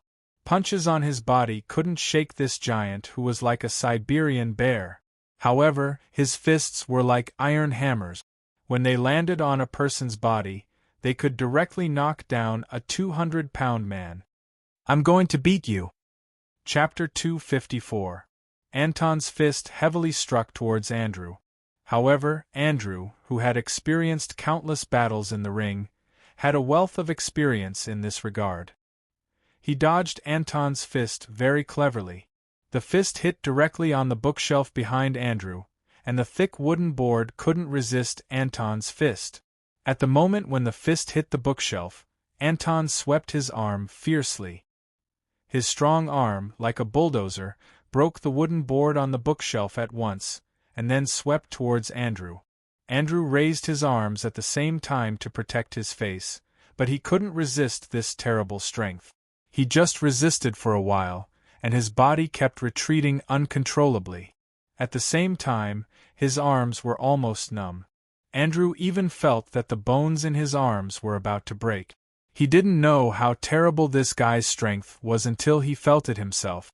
But in this luxurious and spacious study, there was not only Andrew alone. "Stop! Otherwise, I'm afraid you can't see this guy again." Andrew's assistant shouted in a deep voice. Anton had to stop at this time. At least he knew what this guy was holding in his hand, and what situation Nikita was in now. The assistant's pistol was pointed at the back of Nikita's head at this time, so that Nikita had to raise his hands tremblingly, and squeezed out an ugly smile. "Hey, guys, I seem to be holding you back, right? But if you tell me that it's just a stick behind me, I'll definitely praise you." "I also hope it's just a stick," Oleg said carefully, and at the same time looked around quickly. Andrew's men had already climbed up. Although they all looked uncomfortable under Anton's violence, now the situation was suddenly reversed. Anton even had to stop in a panic. How should he deal with this situation? Suddenly, Oleg shouted loudly. In a split second, Oleg jumped up all of a sudden. He was originally very tall, so the height he could reach with this jump was very impressive. Oleg's hands directly grabbed the luxurious crystal chandelier in the study at this time. With Oleg's fierce shout, he actually pulled down the crystal chandelier by force. The moment the flames spread out, the huge lamp fell to the ground. Out of instinct, the assistant subconsciously took 2 steps back. At the same time, Oleg's muscles bulged. He grabbed the crystal lamp and waved it crazily. The assistant was swept to the ground. "Go! Go! Let's go!" Oleg shouted crazily. Seeing this, Nikita quickly pulled Anton's arm and rushed out of the door. In the end, Oleg pulled the crystal lamp frame hard and stuck it on the door frame, temporarily blocking the door, and then left. "Boss, are you okay?" The assistant got up at this time, hurriedly walked to Andrew's side and said in a panic. Andrew took a few deep breaths and paced back and forth with his hands on his hip. He suddenly turned around and said, "What are you still standing there for? Give chase, give chase." "Yes, it should be safe for now." Oleg pulled down the blinds and looked at the situation outside. As for Nikita, he took out a bottle of wine from the tea room with great familiarity. He walked out while drinking with several cups in his hand. Oleg frowned and said, "Nikita, behave yourself. Don't touch the company's things." "Boss, if you don't stop the pain, will I die of pain?" Nikita sat down, gritting his teeth. He put down the cup and looked at Anton while pouring the wine. "This is the logistics company where Oleg and I work. Andrew may go back to Oleg's house to find us, but he will never think of coming to this place."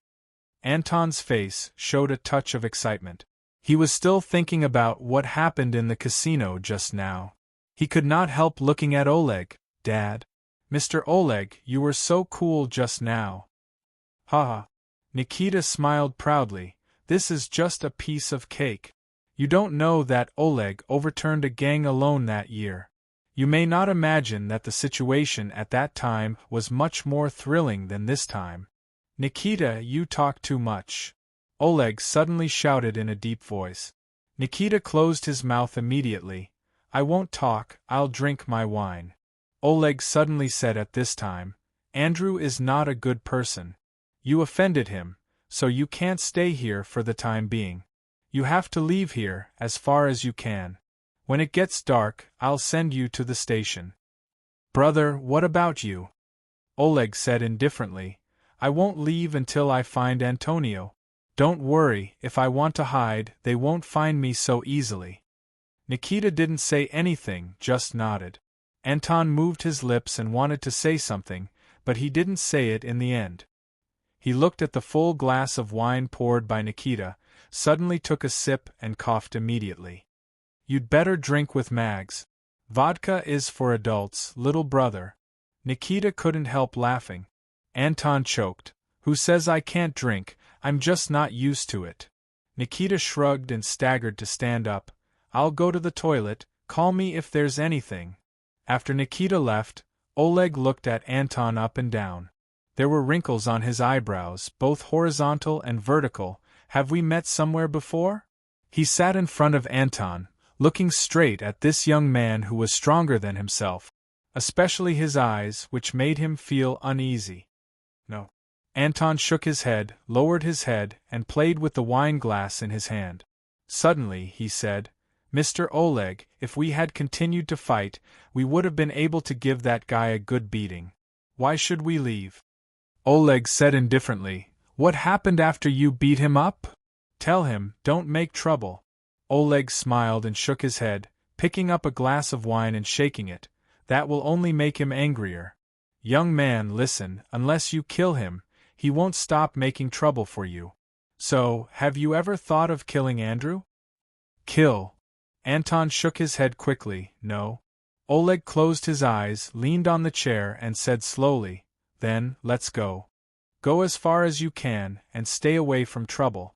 Escape, isn't that the behavior of a coward?" Anton suddenly said. Oleg suddenly opened his eyes, sitting here. He didn't look scary. "Young man, nothing is more important than life.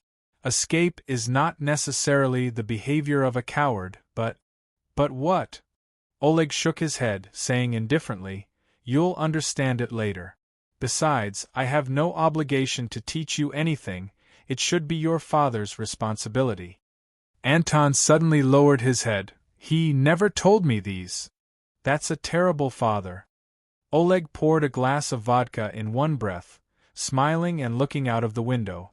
After a while, he said softly with an affirmative tone, "Including me." Somehow, Antonio had an impulse to escape from Oleg at this time. It wasn't the first time, right? "Not yet, wait, right now." Nikita's dull voice came from the toilet, followed by a relaxed sigh, then he said, "Who is it?" "Nikita, it's me." "Anton, wait a minute, I'll come out right away." Nikita touched the sweat on his forehead.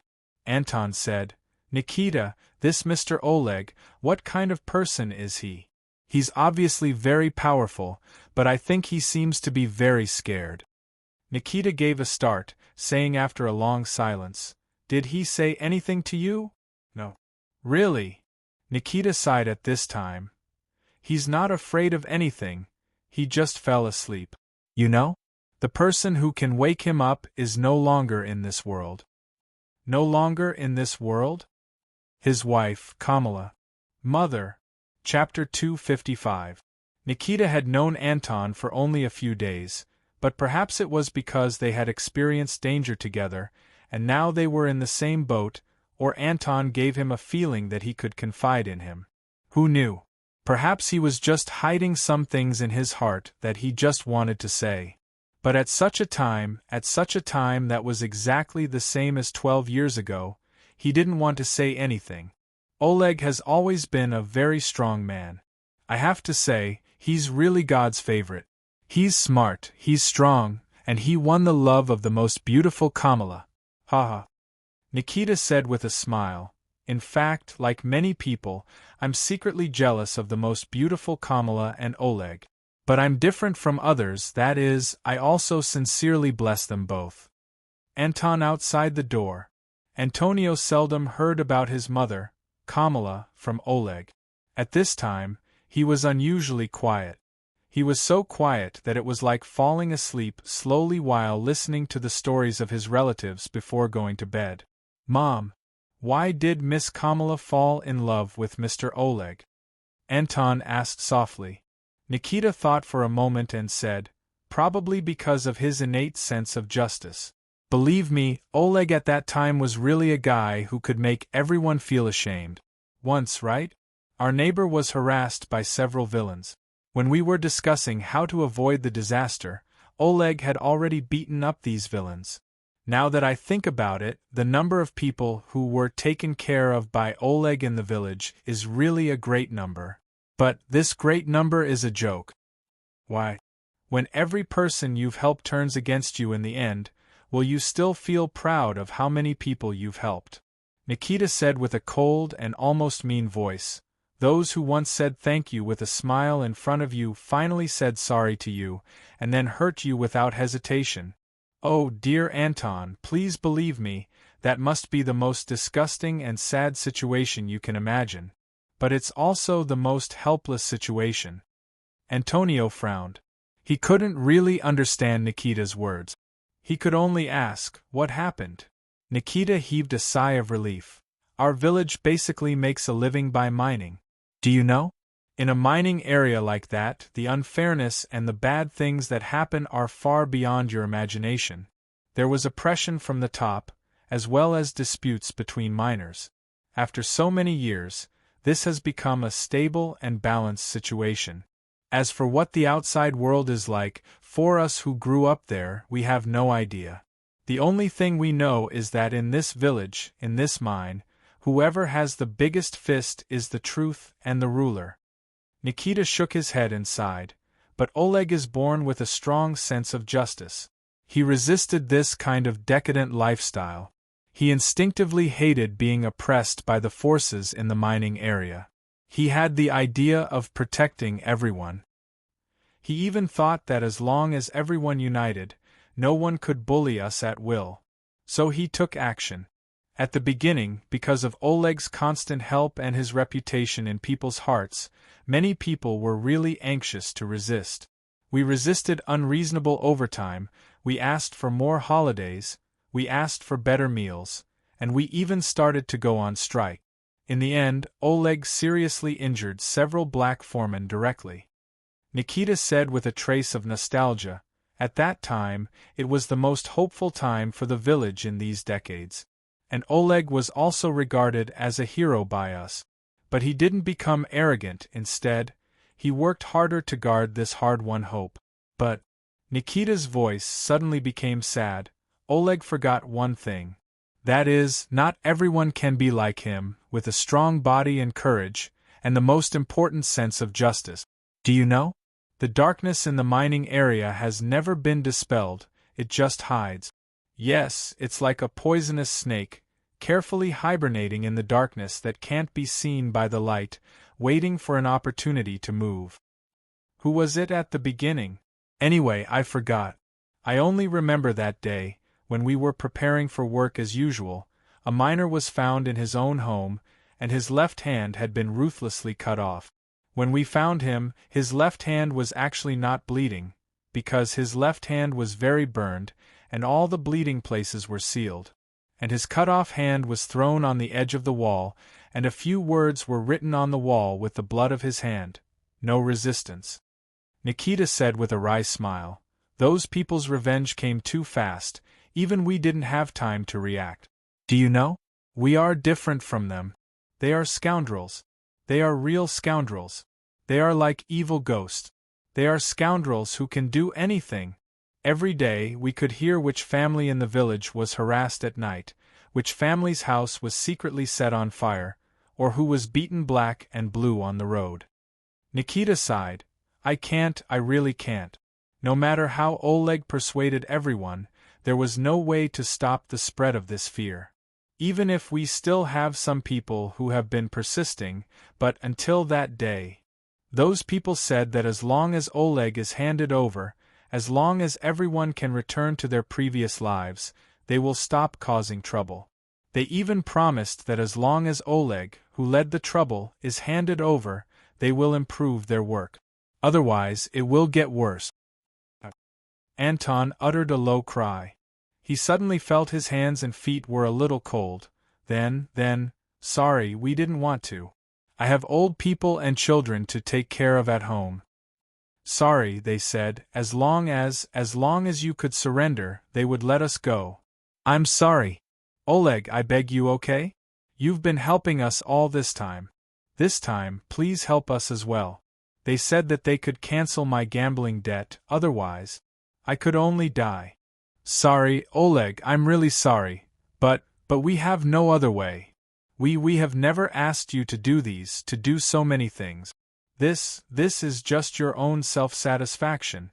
Nikita sneered. That's the most apologies I've ever heard in my life. I even know that they know what they are doing. If Oleg is a flag of hope, then they are cutting it down with their own hands. When they do this, it means that they are willing to continue to be bullied. But they have to do this. Who is not selfish? Who is not willing to protect their family? Those guys are too clear about our weaknesses. They went too far. Anton gritted his teeth. Nikita didn't continue to talk about this issue, but said quickly, Oleg was completely enraged. He rushed out from the encirclement of many villagers, and killed his way to that place alone. When he came out, we only saw his body covered in blood. But when he saw the villagers who were still holding all kinds of mining tools blocking his way, his heart was probably already dead after his anger. Nikita opened the door and came out with his pants. After that day, Oleg left with Kamala. I also felt that it was meaningless, so I followed Oleg out and went to live in other places. It could be said that we lived a peaceful life for a few years. Oleg and Kamala also had a child. But Kamala still died. Nikita took a deep breath. It seems that she died in a car accident, but in fact she died in the process of revenge. Although we left the village, those people never intended to let us go. Shaking his head, Nikita washed his face and sighed. Since Kamala died, Oleg became more decadent. He had to be like this because he was afraid that he didn't know when he would rebel and implicate his only child with Kamala. It's just like those villagers who once said sorry to him and dealt with him by themselves. Nikita said with a trace of hatred, those people, after killing Kamala, didn't continue to do anything to Oleg. I understand their thoughts. They want Oleg to live in this kind of pain all his life, so that he will never have the thought of rebelling. Because it's too easy to kill a person, and killing a person's heart is the best revenge. He looked back at Anton, who was sitting on the ground. He was a little curious, but didn't ask anything. Instead, he sighed. Anton, remember, no matter how powerful you are, a person's power is only a person's power, and a person's justice is only a person's justice. They are too weak and helpless. This kind of helplessness and weakness can make a brave man like a lion be willing to be a sick cat for his child. He can only choose to resign himself to being bullied. Chapter 256. Are you ready? If you're ready, I'll take you to the station now. Seeing Nikita and Anton coming out of the toilet, Oleg walked to them and gave Nikita some money. Tell me when you settle down. I'll go back to find you if I have time. I know. But you have to be careful. Nikita was a very straightforward person. He knew that he would only be a burden if he stayed here. It was better to leave, so that Oleg would not worry about him. Then go quickly. Don't waste time. Oleg nodded and then looked at Anton, saying apologetically, I'm sorry that Nikita got you into trouble this time. But his nature is not bad. He's just a little greedy. Hey, brother. Are you praising me? Oleg smiled and said nothing. He just gave Nikita a hug. At this time, Anton said, I won't go. Both of them frowned at the same time, looking at the young man who was about 20 years old. Oleg looked at the young man's eyes, which were so clear that it was easy to read his thoughts. He had to frown. You won't go? Do you want to go back to deal with Andrew? Anton took a deep breath and said in a low voice, I don't want to be a coward. I don't want to be bullied like this. These are bad guys. Why should we be afraid of them? We have to fight back. Only by fighting back can we not be bullied. Oleg moved his lips slightly, but he didn't avoid the clear and familiar eyes. Instead, he said indifferently, You can think about these things when you're more mature. I'm already an adult. Oleg shook his head. No, you're still a child. When Anton was about to refute, the door of the logistics company was knocked open by something. When the door panel hit the wall, a guy appeared in the position of the door frame. He was Andrew's assistant, whom they had met in Andrew's study. Everyone, I didn't expect that we could meet again. Time flies. Boss. We've caught Nikita and the others. Andrew, who was silent in the office with a frightening gaze, couldn't help but be stunned. Of course, it wasn't the study that had been destroyed, but the room that was temporarily set up next to it. Oh? So fast? Yes, boss. The assistant said with a smile. Maybe his men spread the news in order to find clues. Initially, he didn't think that it would be useful, but he didn't expect that someone would report it to him right away. We immediately brought people over. Many of our brothers were injured, but in the end we managed to capture them. There was a bruise on the assistant's face, and his lips were pale. Fortunately, Nikita was just a burden. With him, Oleg and Anton had to give up resistance in the end. At this time, the assistant walked to Andrew's side and whispered, "We fired a few shots. Those two guys are really too strong." Andrew nodded. "That's just a small matter. Just give some money to those pigs and it'll be done. The most important thing is to catch these two guys. Keep an eye on Oleg and Anton, especially Anton. This guy is born with great strength. I gave them anesthetics. Even an elephant can't stand up." "Well done." Andrew smiled with satisfaction. He really needed to be happy. After the battle in the study, he was really shocked by Anton's strength. The next thing to consider was how to train Anton well. Of course, the slightly older Oleg was also a good choice. If this guy's physical strength was improved, he could be a superclass boxer. Andrew, who had been relieved, comfortably lit a cigar, squinted and said, "By the way, I asked you to investigate Mr. K. Do you have any results?" The assistant paused and said with a slightly ugly face, "Boss, I'm sorry, we can't find any information about Mr. K. In addition, when he was playing blackjack in the gambling hall, none of our surveillance cameras could show Mr. K's appearance."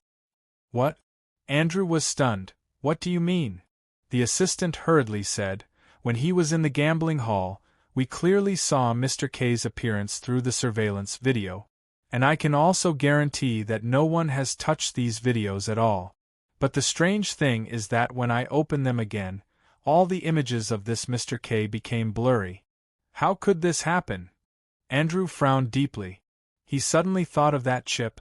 After a moment of silence, Andrew slowly said, "Don't investigate this guy anymore. If he really wants to buy a boxer from me, he will appear again."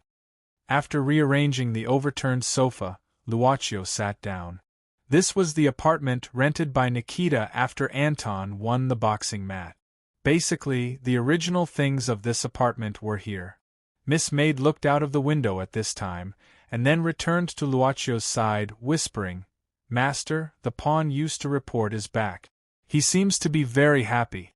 He should be rewarded. That is to say, Oleg and others have been caught." Luaccio opened a soft leather notebook at this time, reading and saying, "It's good that the father and son were caught at the same time in the gambling hall, but since they escaped, let them escape. It's not a big deal. I'll arrange for Andrew to prepare for tomorrow's meeting." Luaccio shook his head and said, "No, let's wait for one more day. I hope my father is a great hero." Yuyi tilted her head, her soft long hair hanging beside Luaccio's left face. "Anton's diary. When I ran away from home, I took it with me and put it in my backpack." Luaccio turned a page and continued to read softly. His voice was red. "But my father is a bad guy. He forgot that today is my birthday. Today I fought with Cass. Cass was no match for me. But he asked his father to come over. Later, my father also came. He didn't ask me why we fought. He kept apologizing to Cass and his father. It was Cass who teased me first. My father is obviously better than Cass's father. Why did he apologize? I don't understand. Is it true that my classmates said that my father is a coward? Today, Uncle Nikita and I said that my father is a great man. I asked him why he is great. He looked at me with a smile and said that my father took care of me until now and even dared to skip class. Isn't that great? I saw it. I saw it today.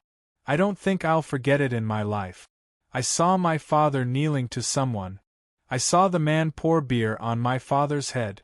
I know this guy is a scoundrel because I heard Auntie Catherine and the others talk about it. Oh, God, my father is kneeling to a villain. Did I see it wrongly? I don't believe it. It's not true. Is my father really just a coward? I don't want to be bullied. I want to grow up. I want to clean up all the people who bully me.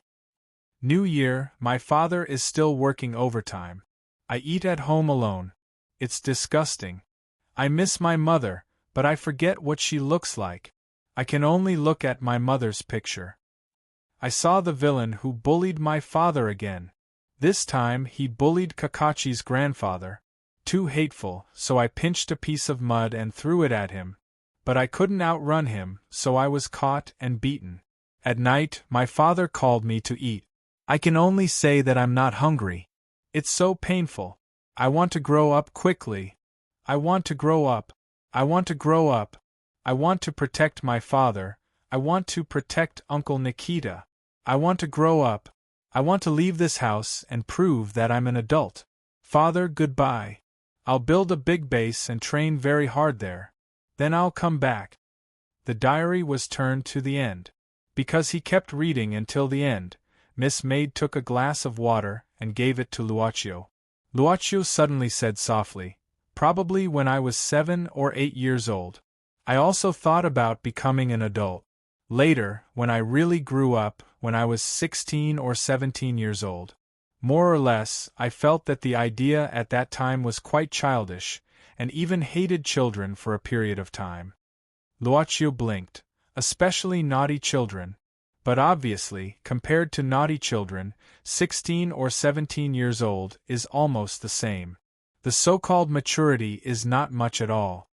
Luocio shook his head, mocking himself.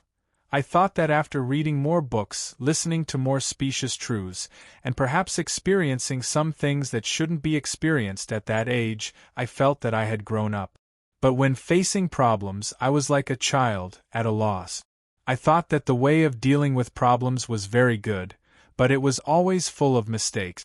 Later, I understood that it was not called growing up, but being sensible. The reason why I hated naughty children was probably because of a mirror.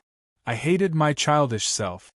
Luocio looked at the clear water in the glass without ripples, saying softly, "But obviously, what I wanted when I was a child has grown up, but I can't realize it when I'm not a child." Miss Maid was a good listener for Boss Luo. She didn't express any opinions or enlighten him. Perhaps it was because of this company that he felt more and more comfortable. Maybe he even liked it? Luocio smiled. "Tonight I want to eat braised meatballs, can I?" "Okay, I'll prepare the ingredients right away." "Boss, Mr. K is here. And he's at the blackjack table that day." The assistant hurriedly ran in and said, "But this time, Mr. K's first bet is 20 million rubles." Andrew was so shocked that he jumped up as if he was jumping. He naturally had to recall the horror and humiliation of being dominated by dozens of consecutive wins that day. He had to comfort himself that fortunately, it was just for fun that day. But today, the first bet was 20 million rubles. This would make him bankrupt in minutes. Chapter 257. Of course, Andrew wasn't afraid of someone messing around in his casino. There were only 2 of them. If Mr. K really dared to do this, even if he was the emperor, Andrew didn't intend to let him walk out of the casino so easily. But he was quite afraid. He was afraid of this mysterious Mr. K, and at the same time, he was also afraid of the fact that he had an entrance ticket to the Golder game. Originally, the 2 of them had appeared in his casino in such a high-profile manner, so no one would believe that there was nothing special about them. "Mr. Andrew, is this the best boxer you have in the ring?" Through a large piece of glass, Luocio looked at the muscular boxer inside the glass curtain wall. He shook his head, even though the boxer inside was trying his best to show off his strength. "What, Mr. K is not satisfied?" Andrew smiled. He used to serve in the army. Compared to the boxers trained under the same conditions, his combat awareness is definitely better. Luocio said indifferently, "If this is the best boxer you can offer, I think there is no need for us to continue the conversation." Turning around, the club owner nodded politely in front of Andrew. "Well, I'll leave now." "Please wait a minute." Andrew suddenly tried to stop him, but he also asked the people around him to leave. In this room for selecting boxers, only he and Luocio were left. He seemed to want to show his sincerity, but also wanted to know more. How can Mr. K prove that he has the admission ticket to the Golder competition? No need to prove. Luochu said indifferently, "Now, Mr. Andrew, you don't have the boxers I need. That's enough, isn't it?" Andrew was silent for a moment. In fact, he didn't like to deal with people of unknown origin, nor would he trust a stranger so easily. But he felt that this might be a rare opportunity. The closer he got to Mr. K, the more his heart beat uncontrollably. Andrew couldn't even tell whether this was excitement or worry, but his intuition told him that contact with Mr. K would be an extremely dangerous thing. The higher the risk, the greater the reward. Even if the other party didn't have an entrance ticket, it was impossible for them to take away the fighter without spending a single cent. After some consideration, Andrew slowly said, "Mr. K, I do have a top-notch boxer on hand, and I also have a guy with superclass consciousness, but he's a little older, and these two guys haven't been tamed yet. I wonder if Mr. K is interested?" Of course. At this moment, Boss Luo, who had transformed into Mr. K, chuckled. "The harder it is to tame a beast, the stronger it is. Then I will wait and see. Bring those two guys here." Andrew opened the door randomly and gave the order. It didn't take long for Anton and Oleg to be taken into a room separated by single-sided glass. Both of them looked dispirited and listless. However, Oleg's eyes were still sharp, while Anton looked a little uneasy. Seeing that Mr. K was looking at them, Andrew said with a smile, "Mr. K, a good boxing master can see the value of a boxer. I think Mr. K should be able to see the extraordinariness of these two guys." Luochu said leisurely, "No matter how powerful a beast is, if its claws are pulled out, it's just a little more ferocious than an antelope, but it's not powerful." Andrew said indifferently, "These two guys were just anesthetized by me. As I said, I haven't completely tamed them. I didn't want to beat them up to make them behave either. An excellent boxer shouldn't be hurt in any place other than the ring." Luochu suddenly said, "These two guys, which one is more powerful?" Andrew gave a start. This was also a question he had thought about before. According to the most intuitive power, Anton was undoubtedly a gifted genius, and he was young enough to be more powerful than Oleg, who was over 30 years old and whose physical strength was declining. However, after the scene in the study room, he realized that Anton was just a guy with brute force, while Oleg was good at observation and calm enough. These two guys. Andrew thought for a while. "I think, each has its own advantages, so I can't give you the right answer." "That's a pity, they're really good," Luochu said indifferently, "but I only need one boxer. If you can't recommend one, Mr. Andrew, it's really a headache." "Got it." Luochu suddenly raised his eyebrows with a playful smile like a villain, "Or, let them have a life and death battle, and the one who wins will be the one I need. Of course, I'll compensate Mr. Andrew for the one who loses. Mr. K won't let you suffer losses." "You want them to have a life and death battle?" Andrew frowned suddenly. "Of course." Luochu chuckled. "Mr. Andrew, I'm going to participate in the Golder competition. You should know what it is. If you can't adapt to the life and death battle, and don't have the courage to face the rules of instant death, what's the use of me?" What he said was true, but Andrew didn't directly agree, but narrowed his eyes. Luochu sat down, and the servant girl behind him walked to Andrew with a blank expression, with a check between her fingers. "This is the deposit. If you can satisfy our boss, the price is not a problem."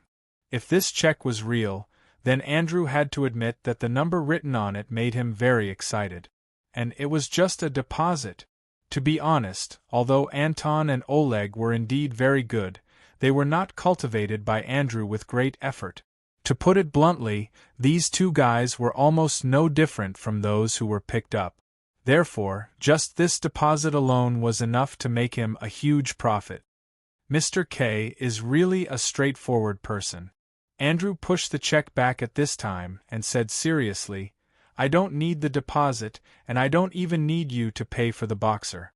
I just need Mr. K to recommend me after the start of this year's Golder competition, so that I can become a qualifier before the start of the next competition." Luochu said indifferently, Mr. Andrew, you think I will have one more competitor in the future, right? Andrew seemed to have expected it and said calmly, Mr. K, don't you want to have one more ally in the Golder competition in the future? Although only one person can win in the end, there are always obstacles on the way. Luochu stood up directly and glanced at Anton and Oleg behind the glass. When can they recover? I want to see this life and death duel with my own eyes. As long as the anesthetic is stopped, Andrew said indifferently, with their physique, as long as they get some nutrients, I think Mr. K can see a wonderful duel at midnight tonight. I will prepare the best VIP seat for Mr. K in my ring. Thank you, Mr. Andrew. Luochu nodded. I hope this will be a pleasant cooperation. Andrew also smiled. I also hope this will be a pleasant cooperation. Andrew liked to lock the disobedient guys in a special iron cage. It made him feel like he had hunted a beast. For example, now, he enjoyed the feeling of watching Anton and Oleg being trapped in the iron cage. He had been sitting here for more than half an hour, watching the expressions on their faces and even their gazes. This was the main course that Andrew thought was the most memorable one. Tonight, after the anesthetic is over, I need you two to fight. Andrew opened the cigar roughly with his teeth, lit it, and puffed. He was indifferent and had a taste of controlling life and death, and only one of you can survive. Anton and Oleg looked up at Andrew at the same time. Oleg couldn't help sneering. Sir, is your brain blocked because of excessive tobacco oil? Andrew said indifferently, You can choose not to fight, but you'd better not forget that Nikita is still in my hands. Do you know? In my villa in the suburbs, there are several pure-blooded Siberian bears. I think they will be very happy to eat you. Looking at Oleg's widely opened eyes, Andrew chuckled. Oleg, it's so easy for me to check a person's background in Moscow. You're Oleg, and you have a 10-year-old child. It seems that you ran away from home these days? I don't know if you can get out of this place in the end, because if you choose not to fight, I have to get rid of you. Oleg held the column of the huge iron cage, but he couldn't shake these thick iron bars because of the anesthetic. He had to sit on the ground dejectedly, subconsciously looking at Anton next to him. He clearly saw a clear fear in this young man's eyes, as if he was begging him not to agree to Andrew's request. Unknowingly, Andrew had left this place. There were many iron cages here, but only Anton and Oleg were locked in them. After a long silence, Oleg slowly closed his eyes, turned around and whispered, I'm sorry, I can't let Nikita die. I need to leave this place alive. I have to find my child, so, I'm sorry. I didn't expect that there would be such a day when I would also say such words. Chapter 258. Let's eat, or the boss will be unhappy if you don't have the strength to fight. The assistant and his men put a lot of food outside the cage and laughed mockingly. Of course you can choose not to eat, but you will miss the last meal in your life, one of you. Looking at Anton's angry expression and Oleg's expressionless face, the assistant looked at the time and said, There are 4 hours left, enjoy the last piece. The assistant and his men left. Oleg stretched his hand out of the cage, grabbed the food on the plate to his mouth, and ate silently. Mr. Oleg, are you really going to fight with me? Anton lowered his head and asked softly. However, Oleg didn't respond. He just tore off the meat piece by piece and chewed slowly. We can resist when they open the cage. Anton raised his head at this time. As long as we can save Nikita, we don't need to be threatened by them anymore. And then? Oleg glanced at Anton indifferently. Can you kill Andrew? Can you escape from here?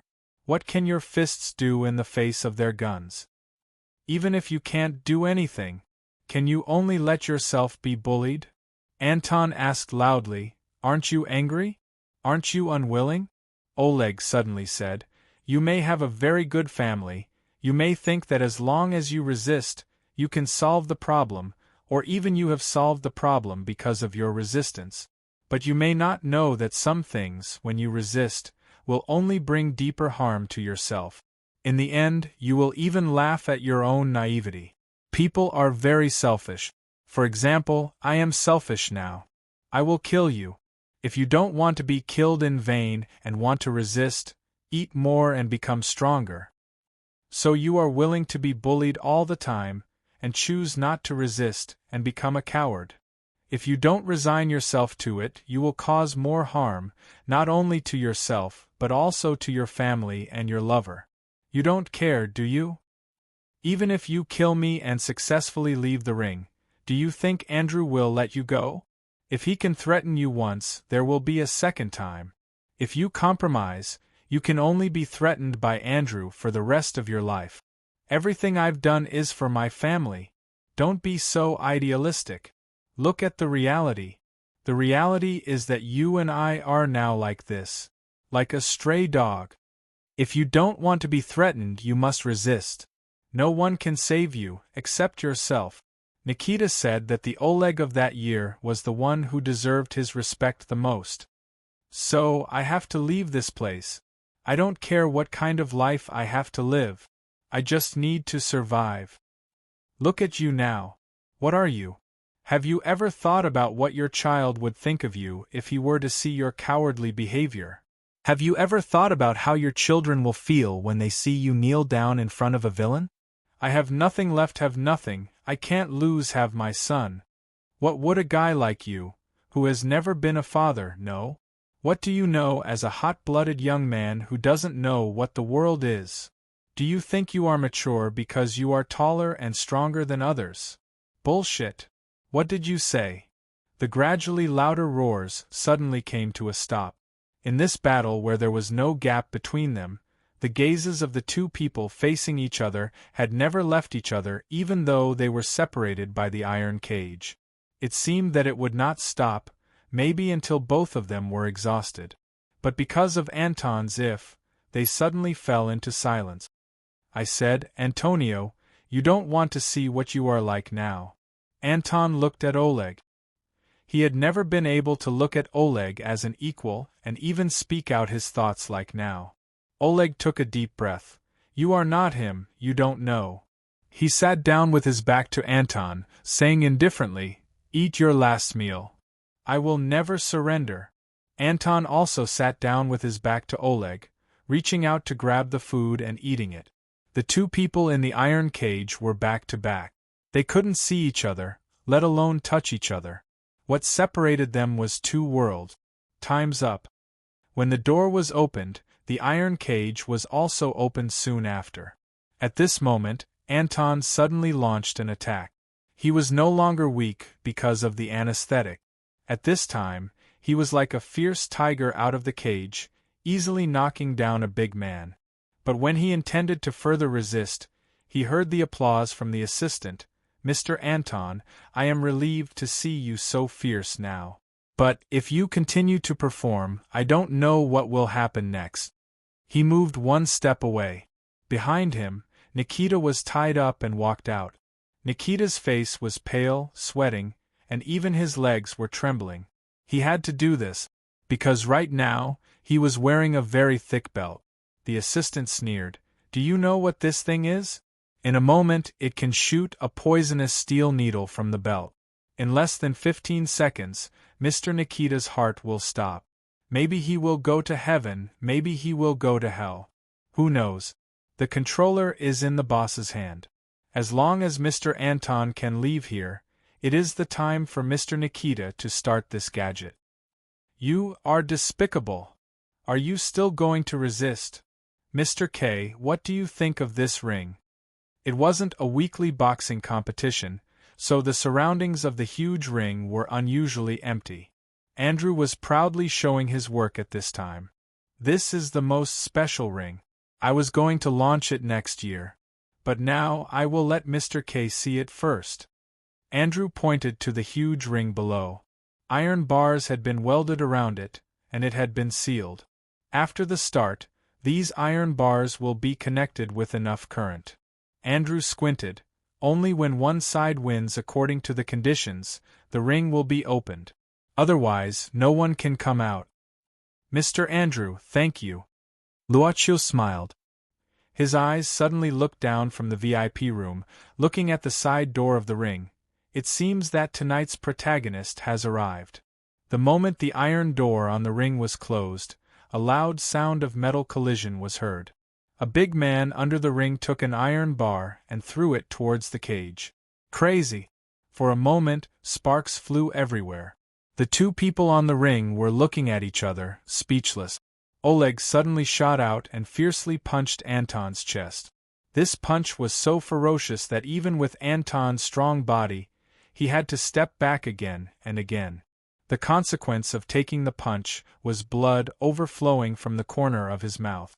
Anton slowly raised his head and looked at Oleg, saying slowly, "I won't fight back. But I won't stop."